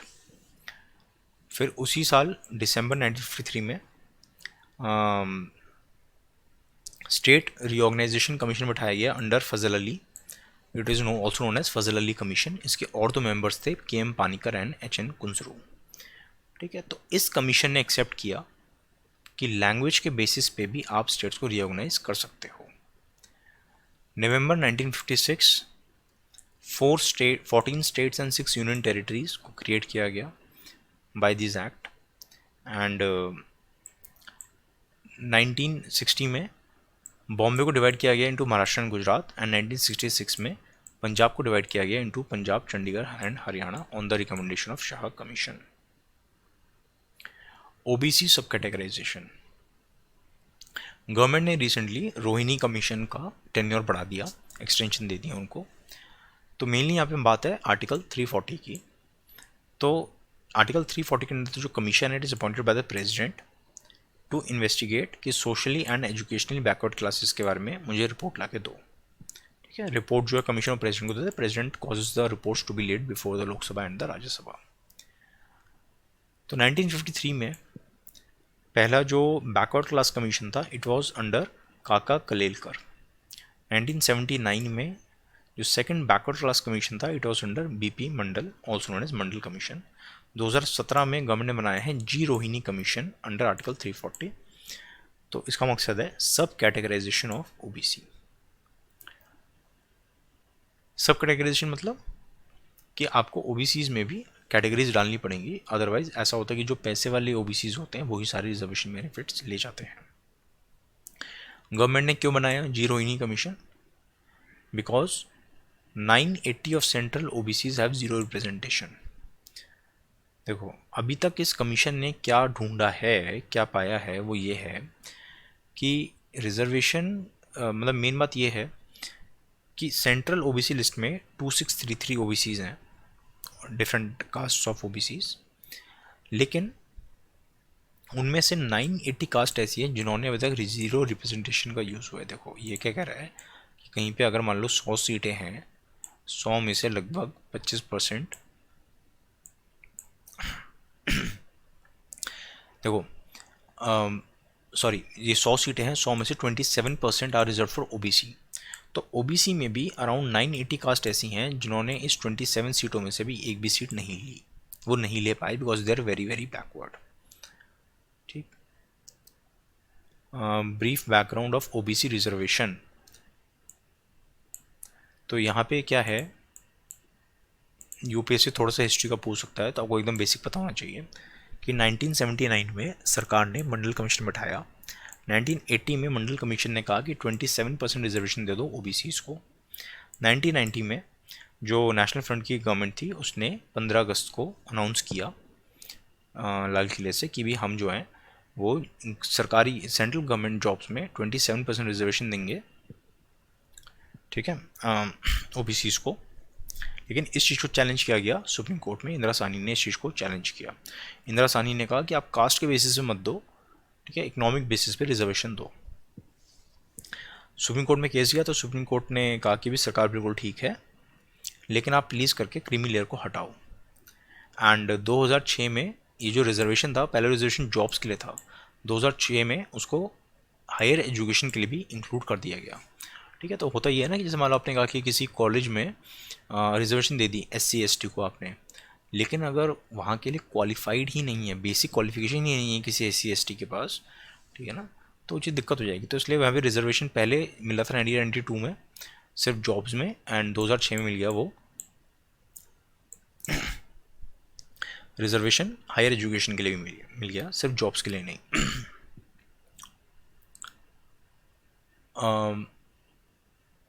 Okay, तो ये क्रीमी लेयर का कंसेप्ट क्या होता है? तो क्रीमी लेयर का कंसेप्ट सिंपल से ये है कि देखो जैसे ये हमारी सोसाइटी है, ठीक है, सोसाइटी में वो एग्ज़ाम है, एग्ज़ाम में सीट्स हैं, SC के लिए सीट हैं, ST के लिए सीट हैं, OBC की सीट्स, EWS की सीट्स और अनरिजर्व सीट्स। अब ये वो सारे लोग हैं, ये जनता है हमारी, राइट। अब SC के लिए जो सीट्स हैं, SC के लिए जो सीट्स हैं, ये कौन लेगा? ऑफ कोर्स SC लेंगे। लेकिन अब SC में भी कुछ होंगे जो बहुत ही गरीब होंगे, कुछ होंगे जो काफ़ी अमीर होंगे। तो अब ये सीट तो डिस्क्रिमिनेट कर नहीं रही इनके अंदर, ठीक है ना। तो इनमें से मोस्ट प्रोबेबली ये जो रिच लोग हैं ये सीट का फ़ायदा उठा लेंगे, because rich people have their own resources, ठीक है, दे हैव, उनके पास पैसा होता है बच्चों को अच्छी कोचिंग दिलाने का, ठीक है, और बहुत सारी चीज़ों के लिए। तो ये जो रिच लोग हैं ये वाली सीट्स ले लेंगे, एंड जो गरीब SC दलित है, ठीक है, वो गरीब दलित गरीब ही रह जाएगा। Same goes for ST, because यहाँ पे कोई क्रीमी लेयर कंसेप्ट नहीं आया, यहाँ पे the seat is open for everyone. लेकिन जो OBC सीट की बात आती है, तो OBC सीट में there is concept of creamy layer, यानी कि ये जो OBCs हैं इनमें से जो क्रीम है ऊपर की, ठीक है, so these people are not eligible to get this seat, ठीक है ना। तो इस केस में क्या, यहाँ पे क्या होगा, जो भी गरीब से गरीब OBC हैं उनके अच्छे चांसेस होंगे कि वो ये सीट ले लें, right. And the last one is general, ठीक है। तो जो जैसे जनरल कैटेगरी है, तो जनरल कैटेगरी में भी जो लोअर मोस्ट लोग हैं उनको रिजर्वेशन जैसे मिला हुआ है, ठीक है ना, EWS सीट्स में। तो ये चीज़ है। तो ये चीज़ न्यूज़ में क्यों थी? बिकॉज सुप्रीम कोर्ट कह रहा है कि भाई जो क्रीमी लेयर कंसेप्ट है वो SC ST के लिए भी आना चाहिए। बिकॉज अगर आप नहीं ला रहे हो creamy layer concept SC ST के लिए, then you are making sure कि SC ST हमेशा गरीब ही रह जाएंगे। If you want to see, अगर आप चाहते हो कि प्रोग्रेस करें तो क्रीमी कंसेप्ट लाओ इसमें, क्रीमी लेयर वाला कंसेप्ट, ताकि ऊपर के लोग रिजर्वेशन का फ़ायदा लेना बंद करें एंड नीचे के लोगों को रिजर्वेशन का फ़ायदा मिले। एक और रिलेटेड कंसेप्ट है national commission for backward classes. ये जो G रोहिणी कमीशन बनाया गया ना, इसको कंफ्यूज मत कर देना इसके साथ, ठीक है, दोनों बिल्कुल अलग अलग चीज़ें हैं। अच्छा, और एक बात, ये जो G रोहिणी कमीशन है इसकी अभी फाइनल रिपोर्ट नहीं आई है, बट कुछ कुछ चीज़ें इसने अभी तक फाइंड करी हैं। जैसे इस कमीशन ने पाया है कि, अच्छा ये मैंने बता दिया ना कि जैसे अराउंड 980 कास्ट हैं जिनको बिल्कुल भी रिप्रेजेंटेशन अभी तक नहीं मिला, ठीक है, तो that is a reason for this subcategorisation. Okay, तो don't confuse G Rohini commission with national commission for backward classes. जो national commission for backward classes है इसको 1993 में एज ए स्टैट्यूटरी बॉडी बनाया गया था by the NCBC act 1993 under ministry of social justice and empowerment. लेकिन अब 338B के through by the 102nd Constitutional Amendment Act 2018, it has got constitutional status. ठीक है, so now NCBC is a constitutional body. 5 लोग होते हैं, इनमें इनकी जो भी अपॉइंटमेंट, टेन्योर, सर्विस कंडीशन वगैरह है, that is decided by the president of India. And work है इस कमीशन का to examine the complaints and welfare measures of OBCs. ठीक है, ओबीसी को कोई कंप्लेंट्स हैं या उनके वेलफेयर के लिए कोई स्कीम ला सकते हैं, कोई पॉलिसी बना सकते हैं, वो सारी रिकमेंडेशन करना एनसीबीसी का काम है. इस वीडियो का आपको जो पीडीएफ चाहिए, ठीक है, तो ये पीडीएफ अवेलेबल है. आप इस वीडियो को यूट्यूब पे देख रहे हो तो यूट्यूब में वीडियो का जो डिस्क्रिप्शन बॉक्स है उसको देखो. डिस्क्रिप्शन बॉक्स में आपको लिंक मिल जाएगा to download the PDF. This video was in English. हमने यहाँ पे हिंदी इंग्लिश का मिक्स यूज़ किया है एक्सप्लेन करने के लिए. बहुत जल्द मैं एक और वीडियो अपलोड कर दूंगा. I will be shortly uploading another video where the explanation will be purely in English. It will be quite beneficial for students who are from the South India or Northeast India. Thank you very much.